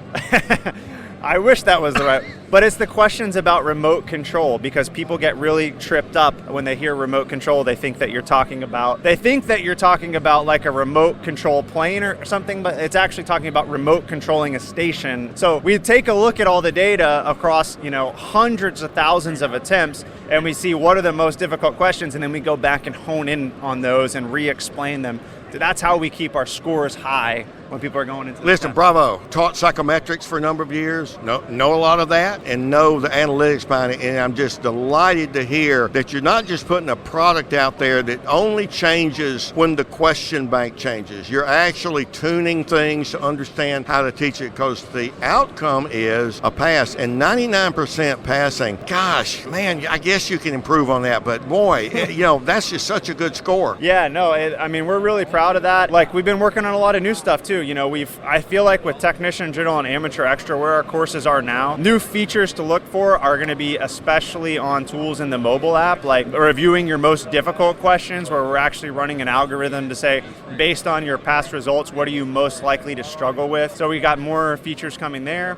We've got an emergency communications course coming out. So if you're trying to learn the basics of IMCOM, getting involved with public safety, as well as creating a program for your family, disaster situation plan for your family, we've got that. And one of our biggest projects this year has been the WorldRadioLeague.com, which is taking that next step of actually getting on the air, logging your contacts. A lot of folks like myself and others on the team, we enjoy doing POTA activations. I kind of enjoy chasing DX, right? Just seeing what other countries I can get in the log. It's just a fun logger to be able to experience those things in a new way. But I think what sets us apart from the other loggers is easy to set up. You can create an account in 5 minutes and you can be logging without a bunch of configuration and confusion. Well, James, let me just echo that, and I'm going to tell you why I know. I'm developing libraries on the air, Leota, and I've had contact with your World Radio League, and those guys over there, I don't know if you know this or not, but they might have sent you the memo. They've agreed to be the host for libraries on the air, kind of like POTA, but Leota. Yeah. And it's going to be in the United Kingdom, Canada, and the U.S. I expect it to blow up. I'm finishing the database. I had prostate cancer surgery up at the Mayo Clinic, and so I was out for about 2 months, but I'm now back on the case. Should be finishing that up. So I've got a little bit of a stake in your World Radio League and that app. And so I'm very, very impressed with. I've done website development. I've been doing IT for years and years and years. And I just am so very impressed. Not saying this just because I'm talking to you, but truly very impressed with what you're developing. Clearly, professionals are doing this. Thank you. Yeah, I mean, I'm the lead designer on the project, but we've got a good team that's behind me, and it's just a lot of hard work. I mean, there's no way around it. You build something new, and then you get bugs, you get things that you got to fix. But libraries on the air, we are absolutely adding that into the product. And what we're going to be doing is where you have a map where you can decide what kind of activity you want to do. So whether you're doing a POTA or you're looking for a libraries on the air, you can see them all on the same map, or you can say, look, I'm just looking for a library today. I'm gonna select that and go in there. So we're really excited about partnering with you on that. Now, are you kind of an innovator that likes to think, in the moment? I would say yeah. Now, hey, how about this? How about all these libraries out there, and there may or may not be a ham club. I've got all the libraries plotted, and I know the nearest ham club. Okay, so I'm recommending through the ARRL that ham clubs go adopt a library, right? They've got this book series and so on and so on. Well, not every club is going to want to do that, but guess what? If a library wants to train hams, maybe they can talk to Ham Prep and work a deal so that they can offer Ham Prep course. I coined something called Saturday Morning Amateur Radio Time. And being from Vanderbilt, you've already figured out the acronym for that, right? Saturday Morning Amateur Radio Time. Okay, Saturday Morning Amateur Radio. We love it. That's smart. Get smart at the library. Saturday Morning Amateur Radio Time. Today we work with dozens of clubs. We have people that use Ham Radio Prep for ham crams. Like Gigaparts uses us in their store. They have the videos up and people study. So we're open to partnering with anybody. If you're trying to get people on the air, it's the best program that you can use, and we'll make a deal with you. Well, see, and so you think about it from a library's perspective. Libraries are about teaching people. They're not just about books and magazines and newspapers. And makerspaces are the new cheese. That cheese got moved for libraries to makerspaces. So they're getting 3D printers, and gosh, most of them only charge the price of the resin, So think about this for a moment. The Gallup organization found that women and young people go to the public libraries twice as often each month than they go to the movies. That's amazing. Now, old men like me don't go, so they go bah humbug. But if you want to recruit women and young people, you fish where the fish are. So Imagine that libraries around the U.S. or wherever contact Ham Radio Prep and saying, look, we don't have a club that's interested in working with us, but we would like you to be our instructor. We're all about remote stuff. We can work with you. Cost a little bit, but that's what libraries do. And then with our libraries on the air, we can be a place where hams can come get on the air, they can talk about what they do, and our patrons get instruction. I think we got an idea here, James. I think it's a great plan. I mean, it's not just what we've done is a lot of innovation in how we teach, which is great, but you also have to innovate in how you're reaching people. I mean, when we first came out with Ham Radio Prep, we did a lot of videos. We were doing these videos that were reaching out to folks, and I would say ham radio adjacent type fields. Survivalists and emergency communications and STEM and technologists and people that like drones. And I think at first there was kind of like people were kind of like hesitant, like, why are we seeing this ad or whatever? And I'm like, listen guys, if you want to get more people into ham radio, guess who you don't reach out to? It's somebody who's got their extra license, right? You got to go find the people that they're interested and pull them in. And maybe you come in because you're interested in emergency communications. Next thing you're into DX, or next thing you're playing with an Arduino. And so I'm always trying to think of how can we pull more people in? And a library is the perfect place. I mean, that's where people go to learn. Because they want you there. That's the thing. Yeah. Getting into school is a challenge because school's got a lot of stuff. Young people have a lot of stuff in schools that they do. There's almost no time. And if you're in a private school, it's even extra tough. There's so much. I've studied schools in my career as a professor, and I can just tell you schools are a good place because they're where young people are. But you've got so much competition. But guess what? They're also in libraries, and libraries want you. Absolutely. Absolutely. That's real good. You've got a pretty good trajectory. How old is your company? We've been since 2017, so that puts us at 7 years. That's a really good spot. I used to study businesses and startups and whatever, and as you know, most fail in the first year because they're undercapitalized, about 80%. Yeah. And so you've done very well among all businesses of that kind. But let me just say, and I'll end with this, James, I'm very impressed with your company, and I wish you well. And I'm certainly got a stake in it with the libraries on there and happy to work with you. So any parting comments? How can people get a hold of you? Check us out if you want to get your ham radio license or you want to get your upgrade. Go to www.hamradioprep.com. A lot of people are studying with the mobile app right now. We have more 5-star reviews on our mobile app than any other ham radio study app out there. So that's Ham Radio Prep. And if you're already got your license or you're looking to do some more logging, you want to just get more active on your ham radio, go to worldradioleague.com. I promise it's a logger that's doing things that no other logger is doing. It's got a mobile app, it's got a website, it's got an offline and online mode with a sync. We're trying to innovate and make it just a way more fun way to track your progress while you're logging your contacts. The offline is critical because, as you know, so many POTA sites are just portable ops where you're out where you don't have internet capability. And so that was a foresight. James, thank you for spending time here and away from some of your customers here at the Huntsville Hamfest. The ICQ podcast seems to get Eric Schwartz, WA6HHQ, on the microphone at about every Hamfest we cover. When I caught up with him in Huntsville, he delayed his overdue lunch break to tell us about the Elecraft K4 remote hardware and software solution. If you know about Flex Radio's Maestro, you will definitely want to make sure you listen to Eric on his company's hot new product. One of the people that we love to stalk on the ICQ podcast is Eric Schwartz, co-founder of Elecraft. Eric, how's the Hamfest been thus far? Oh, it's been fantastic. Of course, it's the first day here.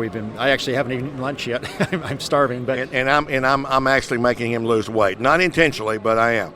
Every minute here, yes. Right. I want to be real quick here. You have a very nice display here in Huntsville, and you've got a product that you've got two parts. You've got a hardware box, and you've got a tablet with a software component. It's called the K4 Remote. Tell me the two different products, and when will they be released? Okay, well, first of all, we've already released the K4 remote with K4 to K4 control. Any K4 can control another K4. Matter of fact, you can have 4 of your buddies hook up to your K4 at the same time. And I'm in the booth here. I've got 3 different things running. Actually, I just knocked the power out of my Macintosh display because we have a new software app and other vendors developing for the Mac. So that one's turned off. But we've got, in addition to the K4 being able to control and mimic another K4 exactly over the internet, I'm controlling my one in California right now with the one you see to my side here. Well, and you walk up, you wouldn't be able to tell there's no antenna on it here. It's just coming from California. I've been working DX, and you can't tell. A friend of mine, K0MD in Rochester, I might contact him there with mine. I might do that. Yeah, no, Scott is a great guy. You can use his antenna array. He's got a big antenna. You bet.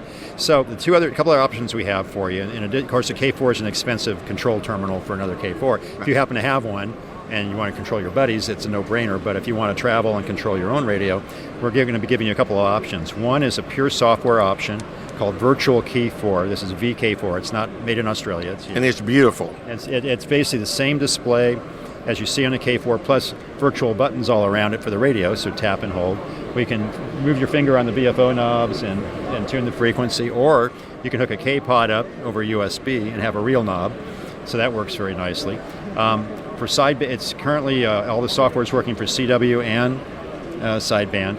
To do CW, rather than doing a keyer inside Windows, which is always problematic just because of their multitasking delays, you don't want any jitter on your... And CW operates are particular because of a very narrow signal width, right? Absolutely. Well, not so much narrow signal width, but the timing of their signal is very important. And also that's how you sound. You don't want to have jitter in that. Have it go away a little bit. Rob Sherwood will be talking to you about his test results on that, so you don't want to do that. You never know. So anyway, we for the software app on Windows, we actually implemented on our K-Pod, we're doing a new version called the Virtual Pod, V-Pod. It's not out yet. I can't give you an exact date because we have to finish the K4.0, which is the other thing I'm going to talk about first.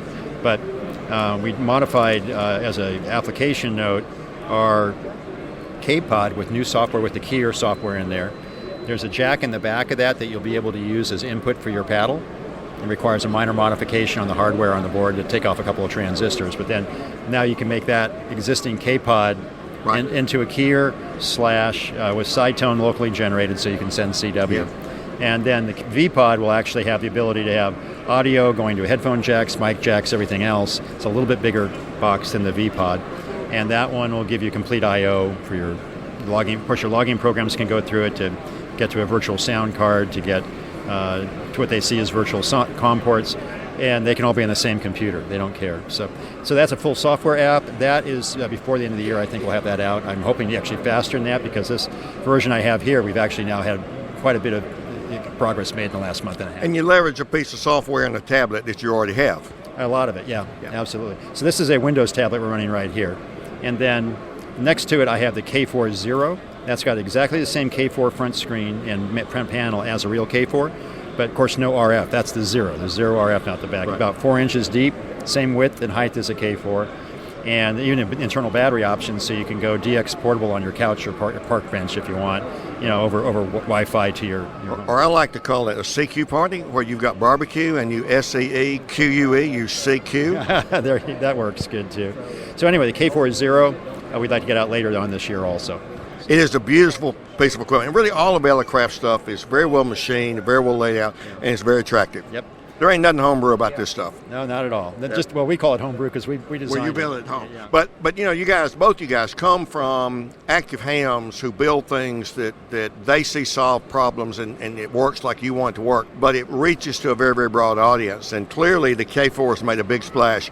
You may not have time to read a lot of magazines, but in Practical Wireless, I had a 3-part series that looked at transmit quality measured by a group in Cypress and Rob Sherwood. Elecraft was the only manufacturer that in successive iterations of a transceiver improved on transmit noise. And for price of the noise per dollar, you had a great ratio. You might want to look at those articles. I can send them to you because Elecraft stands out in that regard. Well, I'd like to see those. Those are great. Well, certainly we're very concerned both with CW key clicks. We want to minimize that. We've done a great job on all of our radios that way. We also are involved in the ARRL Clean Signal Initiative, and so I actually helped set that spec with them, so I'm very familiar with that. We really work hard to have clean transmit. We have low phase noise, right. Very, very low distortion overall in the radio. So right. So some of the research outside the engineering lab that I've done shows that. Let me segue because you're losing weight here as you're talking to me. You're getting hungry. Now, one of the things, and I have a QRP amp that I bought from you, and I could not be happy with it. It's a superb piece of equipment. It did take a little time getting here, and that's one of the things that manufacturers face issues in supply chain. A lot of hams don't understand that. Briefly, what's your experience and what's your sense? And when we had COVID, there was a plant burned down in Korea. There was just a lot of things that didn't work well for manufacturers getting parts or getting things made. Yeah. Where's Elecraft? What's your vision or your sense of the future? Well, certainly we had to survive COVID, and so we were scrambling to get parts. We had to delay products, delay development. A lot of stuff got slowed down. It just put sand in the gears, basically. We weren't totally shut down on all of our products, but that said, we couldn't get them out fast enough to people, and actually some of them took until just recently to catch up with the backlog. Now, we're shipping most of our primary products just almost from stock. I mean, I've got KPA 1500s on the shelf and going out every day. K4s, same thing, usually within a week or two at worst case. KX2s we're finally catching up on because I had a huge backlog on those, and we'll be caught up on those, I think, in the next, probably a month and a half, 2 months at most. Ham Radio Workbench sells those radios for you so much. George is a great advocate. George has been wonderful. Yeah, George is great. But the and other radios like the KH1, which we sold to Zillion when we introduced Tom Witherspoon, same deal. Yeah, Tom's the best non-paid advertising source for anybody. He's a really enthusiastic, really articulate guy too. So the KH1s will be caught up on probably in the next 3 weeks. So we'll be shipping from stock on those. I want to have them at the next trade shows I go to. You bet. And that would be great. So we've dealt with most of that stuff. I mean, obviously there's some things that will occasionally slow you down. That happens before COVID and everything else. You can have a part go longer lead time. The manufacturer changes their process, and it's no longer a 3-week thing, it's a 12-week thing. Well, that can cause problems because if they're not second sourced, because there's some unique parts we all have to use. Microprocessors are a classic one. Intel, even during COVID, was backlogged giving us parts for K4, for instance. That was scary. We actually managed to get them, but it took some real work to keep them coming in. So going forward, aside from the normal stuff, I'd say we're almost back to normality. Not 100%, probably 90% in terms of supply chain stuff, but it's not a crisis anymore. It's just always stay on alert because you never know, you might have a minor surprise that causes it. But we seem to be able to react to most of them and reduce the irritation factor for people having to wait for a product, but certainly is not a financially damaging risk right now like it was during COVID. So I'd say I'm pretty optimistic right now. Well, that's great. And listen, the ICQ podcast always stalks Eric Schwartz at Elecraft. No matter where he's at, we're here, we're interrupting his lunch. Eric, thank you for taking the time and showing us some really neat products. And I only touched on the remote stuff. You got a lot of great stuff elsewhere here. So thank you very much. As I walked up to the SDR Play booth in Huntsville, Steve Brightman, KI5ENW of SDR Play, was fiddling about with a small PC to set up part of his demonstration of the latest version of their SDR Connect software. So naturally, I interrupted him for an interview. The staff at SDR Play are always a charm to speak with by any member of the ICQ podcast team. Here's Steve telling us about what SDR Play is up to with their innovative SDR Connect software platform. I'm delighted to be here with Steve, KI5ENW of SDR Play. Steve, what's the latest at SDR Play and how are things going? Things are going pretty good. First time I've been back to Huntsville for a couple of years, which is nice to be here again. And this is giving us an opportunity to show our new software, SDR Connect. And we've also refreshed a couple of models in the hardware family recently.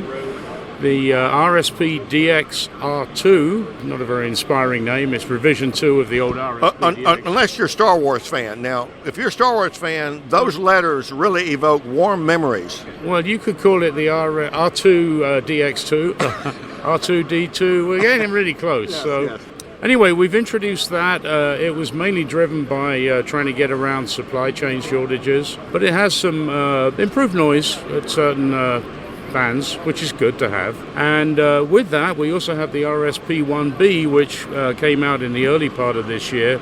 Same thing, there were supply chain issues, so we redesigned it to use readily available parts. We were able to reduce the noise.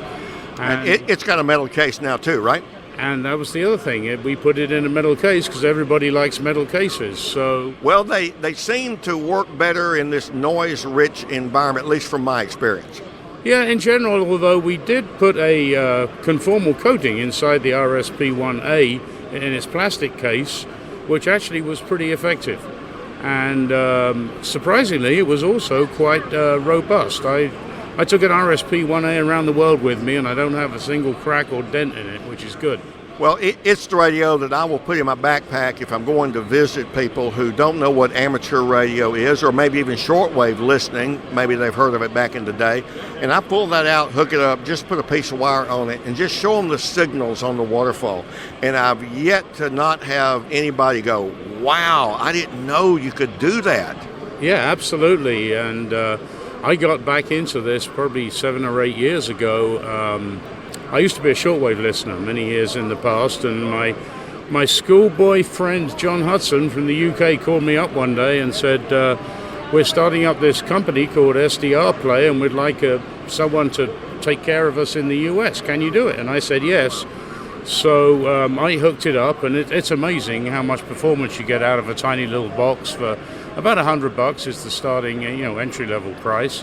Well, listen, let me just say, and I will say this as a sign of the times, I go back to paying $1,400 for this little obscure Italian SDR called the Perseus. And I look back at what I paid for what was a pretty good SDR at the moment, competed with some of the products out of Australia, the Wind Radio products, for receive only. But when you look at what SDR Play has put out in the market today and at the price point, it's truly incredible. Yeah, I think so. I think the hardware guys back in the UK did a great job, and just as a refresher, the frequency range they cover is 1 kilohertz to 2 gigahertz. And you don't have a break anywhere around 6 meters. No, there are no breaks anywhere. It's continuous coverage. How's people supposed to see you winking on a podcast? Well, with the ICQ podcast, they know we're always winking. There you go. So, they're pretty phenomenal little radios. And when I got back into it, all the digital modes and things were new to me. So I was surprised. I started learning about FT8 and stuff like that. And I've been looking into trunking systems. And it's just phenomenal. One of the things that you have in your company, and Steve, you do a marvelous job. I've seen many of your YouTube videos, and you and I have had face-to-face a couple of times before. But you have an employee, and I think he's still in Florida, Mike Ladd. Mike is a superb, what I call technical education support person. Mike Walker, Flex Radio, is another very good one.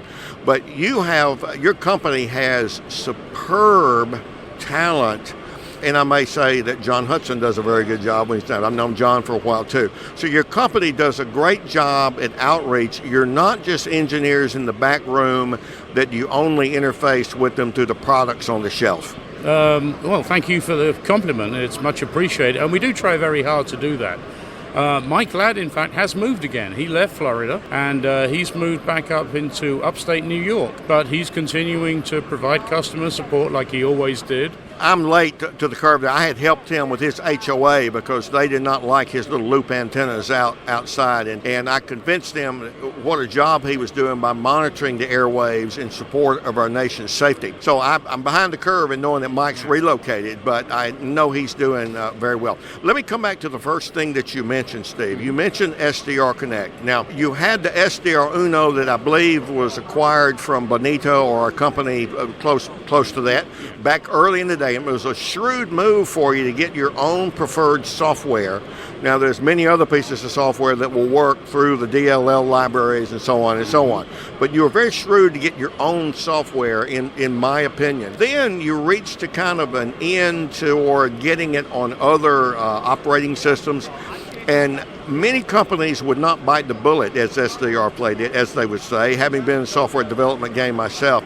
And you have completely rewritten your own preferred software for your products in SDR Connect. And I know that was people gnashing their teeth. When's it going to be available? When's it going to be available? Well, it's like buying ice cream. Is it ready yet? Is it ready yet? Well, it's ready now. And so you're on. Tell us about the platforms you're on and where it is and what you can do with it. Our listeners can't see me standing here in front of your beautiful SDR Connect screen here at the Huntsville Hamfest, but tell us a little bit about SDR Connect. You've got Preview 3 that will be forthcoming formally at some point here in the near future, right? Yeah, the public preview is available for download, so anyone can play with it. And you're correct. We acquired Studio One, as it was then called.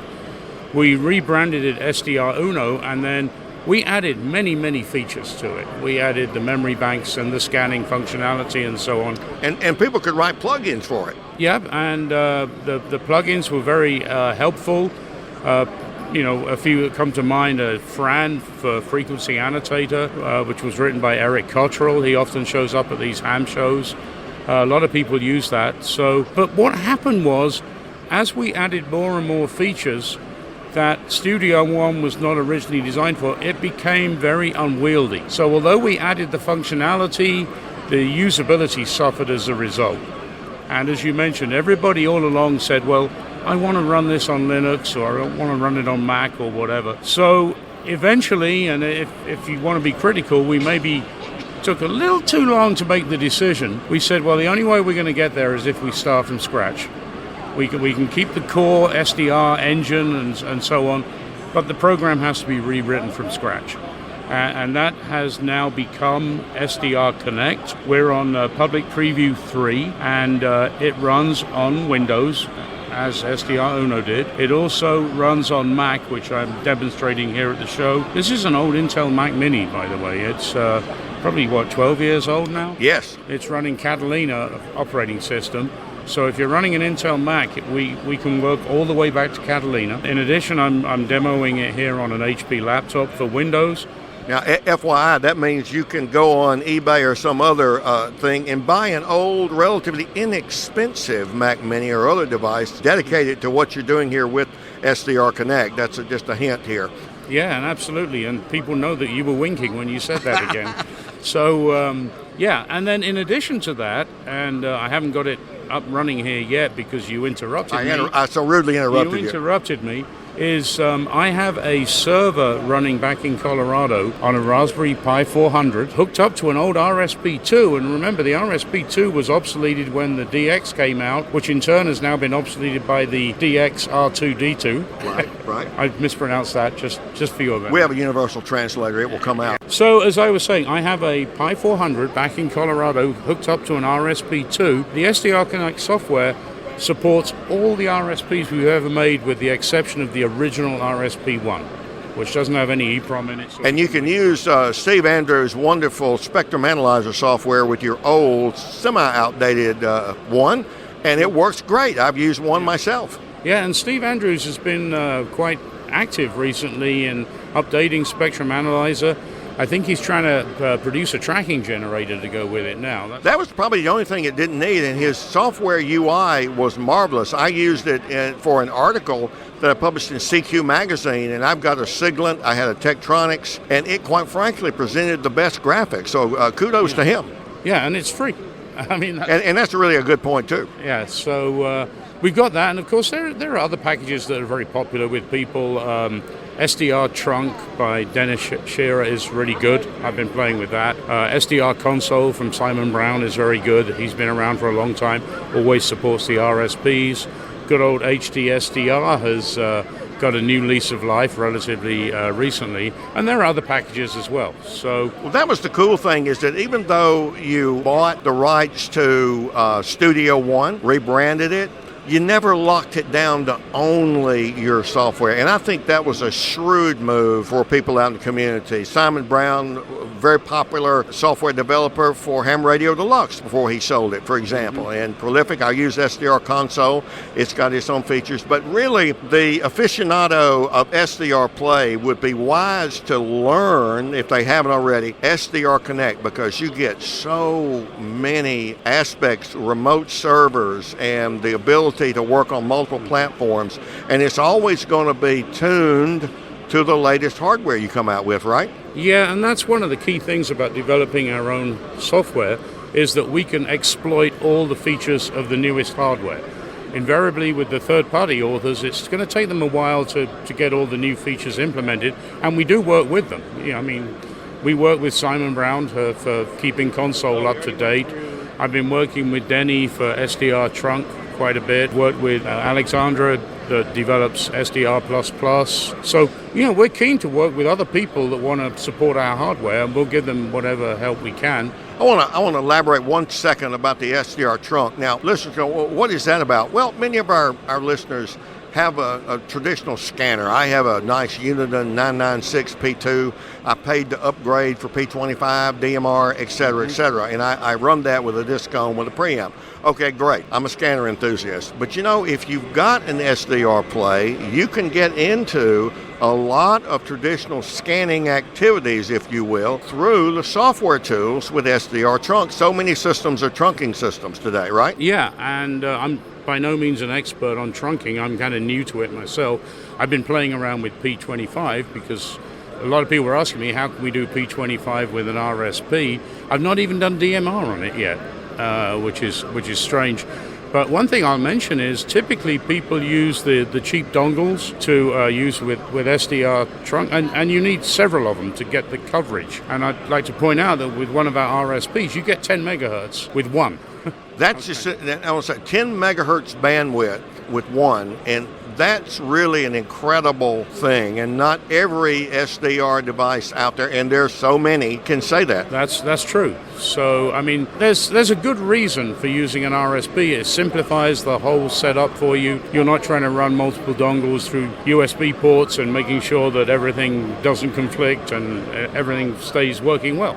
Steve, let me finish with this. And I have been a big proponent of protecting your intellectual property. And as we know, many companies have some issues with offshore companies cloning their devices and selling them under your name. I've been very active on my blog, K4FMH.com. John Hudson has particularly referenced that to try to protect buyers from not really knowing that they're not buying a true SDR Play product, and they got this marvelous price, and you think, well, what's wrong with it? What's wrong with it is it's unfair to your company to try to support products you don't make just because it's got your product name on it. So all of our listeners, I hope that they will look at SDR Play and purchase through SDR Play itself or an authorized reseller. But be very careful, because they can tell with the internal ID number whether it's a product that they sold. So let's be fair.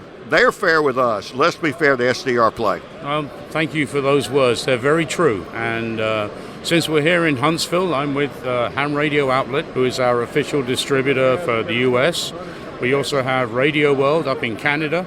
And as you mentioned, there's a list of authorized resellers in various other countries around the world, or you can order direct from sdrplay.com. When we find these clones, they show up on Amazon even. We're very active in trying to shut them down, because we don't want people getting stuck with a clone that has inferior performance and won't necessarily even work with the software. On my blog, K4FMH.com, I have a brief article that shows you on eBay how you can, with 4 mouse clicks, as I recall, report the clone maker to eBay. So eBay can't say we didn't know about it. Yes, you do know about it. Steve, thank you for taking your time. I'm going to not interrupt you any longer as you get your Mac going, and it's a delight to talk with you. Well, finally, I cornered the president of the ARRL, Rick Roderick, K5UR, and ask him what's going on at the league. And I have wandered into the president of the American Radio Relay League, Rick Roderick, K5UR. Hey, Rick, how you doing today? Doing good, Frank. How are you doing? So what's happening at ARRL? I know you're busy. I just got your recent board minutes and all that kind of stuff. You got a lot of business things. But what do you want to tell our listeners about the American Radio Relay League? Well, first I'd like to say that we're having a great time here at Huntsville. This is a big group here today, and we've been really busy. We just got out of the ARRL forum, had a really good forum there, and we talked about what we did at the board meeting just a few weeks ago. Interestingly, we had 11 motions that we passed in that board meeting, and 10 of those 11 motions were unanimous, which is something that I thought was pretty interesting. Because I thought they outlawed unanimity some years ago, because I never see it.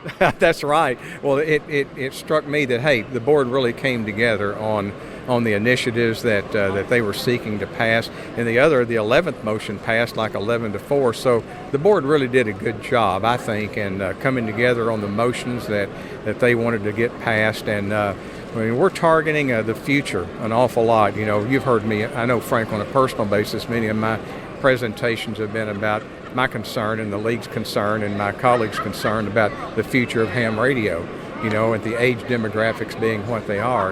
And so the board has passed some motions to really emphasize what we need to do for the future, like, you know, working on a new 3-year strategy plan with a lot of emphasis on targeting that next generation STEM education and initiatives that would enhance amateur radio, you know, from that younger generation perspective, and strategy with initiatives dealing with you know, what we can do in that regard in education and technology and targeting that youth activities and things in that nature. And of course, we got our Teachers Institute, which is just a phenomenal success. And Steve Goodgame's kind of leading that for you, and Steve being a former teacher in my state of Mississippi, and how long has Steve been there now? About 3 years? Probably about 3 years, 3 to 4 years. He's doing a great job. What, has he lost his southern drawl?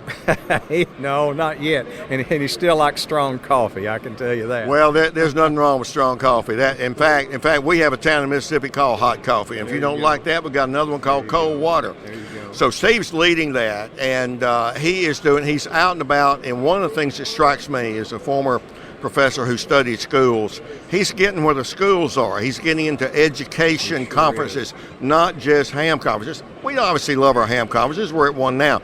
But getting where the teachers are. Most fishermen don't fish on concrete. They fish in water where fish are, and Steve's doing that. That's right. He's on the road a lot. and visiting schools, visiting conferences and presentations, on schools' behalf. He's just doing a fabulous job in that regard. And another thing that we keep focusing on too, and this is personal to me because I always use my little club back in Arkansas and how I made an investment in us teenagers. Small little club, wasn't big at all. We're from a small little town, so I'm a big advocate, as you know, of clubs, and we're doing a lot in the efforts to try to get clubs rejuvenated. And COVID probably took its toll on clubs just like it did businesses. But when you look at the recruitment and retention issues in ham radio, a lot of that needs to be taken more seriously at a club level. And so we're trying to get clubs more activated in recruiting. Retention is a big issue. You've heard me talk about recruiting for a long time, but we're finding that a lot of hams, particularly technicians, 3 out of 4 technicians get their license, and within 1 year, they're not even active anymore. And that goes back to clubs, making sure that they pull the new licensees in and retain them and keep them going, having programs to keep the interest level up so that we can not only recruit, but we retain, activity. And so we're trying to focus a lot of effort from headquarters on programs and things for clubs and the field organization to improve in that area. Well, Rick, I know that for years you've had a Find Your Club tool on your website, and I have advocated clubs and understanding where clubs are and upgrading your database. I know as a club official, I'd fill out the form to renew our, what I'll call our gold sticker, that we're an ARRL affiliated club and this kind of thing. But getting those data out on your website, now I know you, good Lord, if I said IT problems, you've had them in spades this year with what you've dealt with. But getting those out there so that people can slice and dice it easily to see, oh, this club does satellite. I want to do satellite. I'm going to go there. Getting those things out there, it would just be a great boon. Let me suggest, if your welcome visitor, the president, Phil McBride from Radio Amateurs of Canada, hadn't mentioned it, I worked with him and his CEO to do a national survey of hams in Canada. And it's not your $500,000 Gallup survey organization, but it's the best one I've seen. And I did a final report for them. And it's something I hope the ARRL will look at, because I think it's a model for measuring a magic word you said, activity. They measured 33 specific behaviors of what ham said they do. And so I think that might be useful, to look at, and RAC has been great to work with. They have a commitment to make everything public. They will publish the raw data on their website. And I work with them on another one on license and stuff. So just food for thought in thinking about that. One of the things happening in the clubs, Rick, and if you don't think about it, now I'm a demographer, you're an attorney, so we have respective expertise that we bring to the table. Clubs are being impacted by the decline of the baby boom, and one of the reasons a given club may not be as active, because quite frankly the older leadership hasn't gotten a succession plan, shall we say, for younger people to get in, and so they kind of are not as active in doing these things. And that age wall, if you will, of getting other people in. We can go around here to the youth forum, and one thing we know about young people, who they hang around with, other young people. So that's one thing about getting some younger leadership, not to throw us baby boomers out with the bathwater, but getting some new leadership. And I don't know how you do that, but please think about that from the ARRL perspective. What in your strategic plan can you do to give an incentive to get younger leaders in those clubs? And that is a component of the plan that we just passed at the board, is to provide more information, web-based information particularly targeting that youth, high school, middle-age, teenagers, and to try to focus on things they want to hear instead of things that I think I want to hear. I see that a lot in my presentations to schools. Learned a long time ago, they're tired of looking at some of the things that interested me. Right. They're looking at what I call the computerization of ham radio. When you start talking about SDRs, Raspberry Pi, and things like that, they light up. It's a different world out there. Totally different landscape today than it was, years ago as I was coming through the ranks. So, we've got to learn to do a better job of focusing on what they want to hear, that next generation, as opposed to, like things that I thought they might be interested in that comes from my perspective. But we're really targeting on our next 3-year strategy a lot of things dealing with STEM, technology, web-based information, resource information, things like that, and particularly targeting clubs and activities. In the ARRL forum I just gave, I went back to about 5 or 6 slides that I used here in Huntsville back in 2019 of a whole list of things clubs could do dealing with the next generation. I challenged the group, how many of y'all remember even giving that presentation, and how many clubs out there did a number of these things?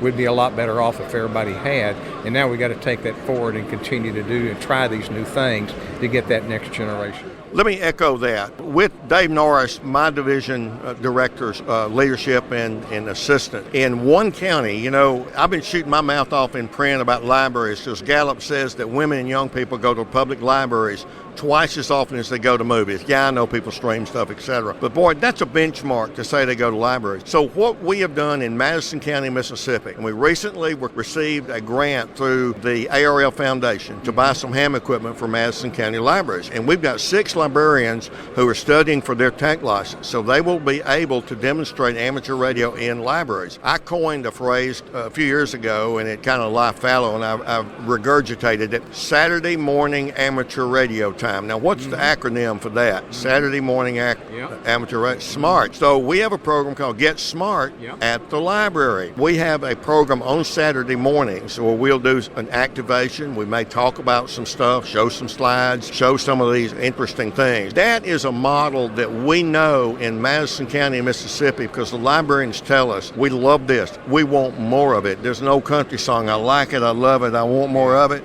Well, they're singing that song, and we want to thank ARRL for putting a grant of $3,000 into buying equipment.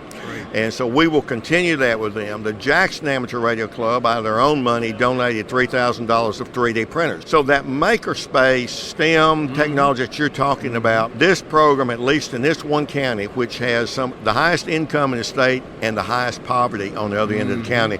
So it's a tremendous test bed to see what goes on. And David can certainly share with you a program we gave at the Jackson Hamfest in January about how libraries can work. And if you looked at the staff at ARRL and said, look at these numbers, and if you could get amateur radio in front of this number, how much money would you pay? Well, they're doing it already. So let me encourage you in your strategic plan group to think about libraries. We've started a Libraries on the Air. I know that's getting ad nauseum. But they want it, and we'll be working with the World Radio League. They're going to host the logs and the posts and that sort of thing. I don't have the personal bandwidth to do it, but they're going to do that. So this will blend in with some of your tech stuff. Sounds good. Because where do kids go when they leave school? They often go to the library. So many children are in poor areas are parked in the parking lot of a public library at night. Why? It's the only Wi-Fi they can get. So anyway, anything that I can do or others can do to help you in this, more than happy to do it. But Rick, thank you for taking a few minutes and talking to me, and I appreciate what you've had to say, and I hope that the ARRL continues with this strategic plan program. Well, thank you, Frank, very much. Appreciate all that you're doing and the group's doing, and I hope you have a good day, the remaining part of the day. Thank you. Well, that's it for this feature. I was glad to have recovered enough from my cancer surgery to make the trip and to speak to a few vendors at the Huntsville, Alabama Hamfest. I hope it was informative to you, the listener. Until next time, this is Frank, K4FMH, asking, ICQ, do you?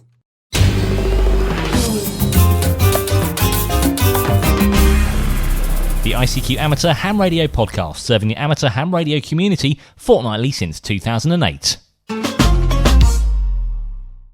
Well, everybody, we really hope you enjoyed the feature there by Frank, Kilo 4, Foxtrot Mike Hotel, on the Huntsville Hamfest. And as I say, I know Frank, he'll have a lot of fun at that event and generally in the amateur radio hobby. Now, of course, we really hope you enjoyed the whole of episode 438, and we'd like to thank Dan, Kilo Bravo 6, November Uniform, Caryn Eve, Kilo Delta 2, Golf Uniform Tango, and Ed, DD5 Leon Papa, who joined myself and Dad M1MRB on the News Roundtable. So really would like to thank you guys for your time and your opinions.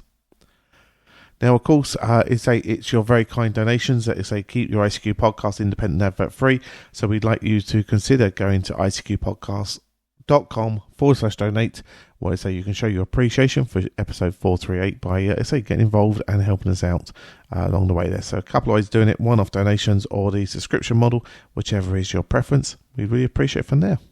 And of course, don't be a stranger. Go to ICQPodcast.com and get in touch. Let us know about the episode and what you enjoyed. Right, well, we will bid you 73s. Look after yourself, continue to enjoy the hobby, and we'll catch you all in a fortnight's time. 73s all.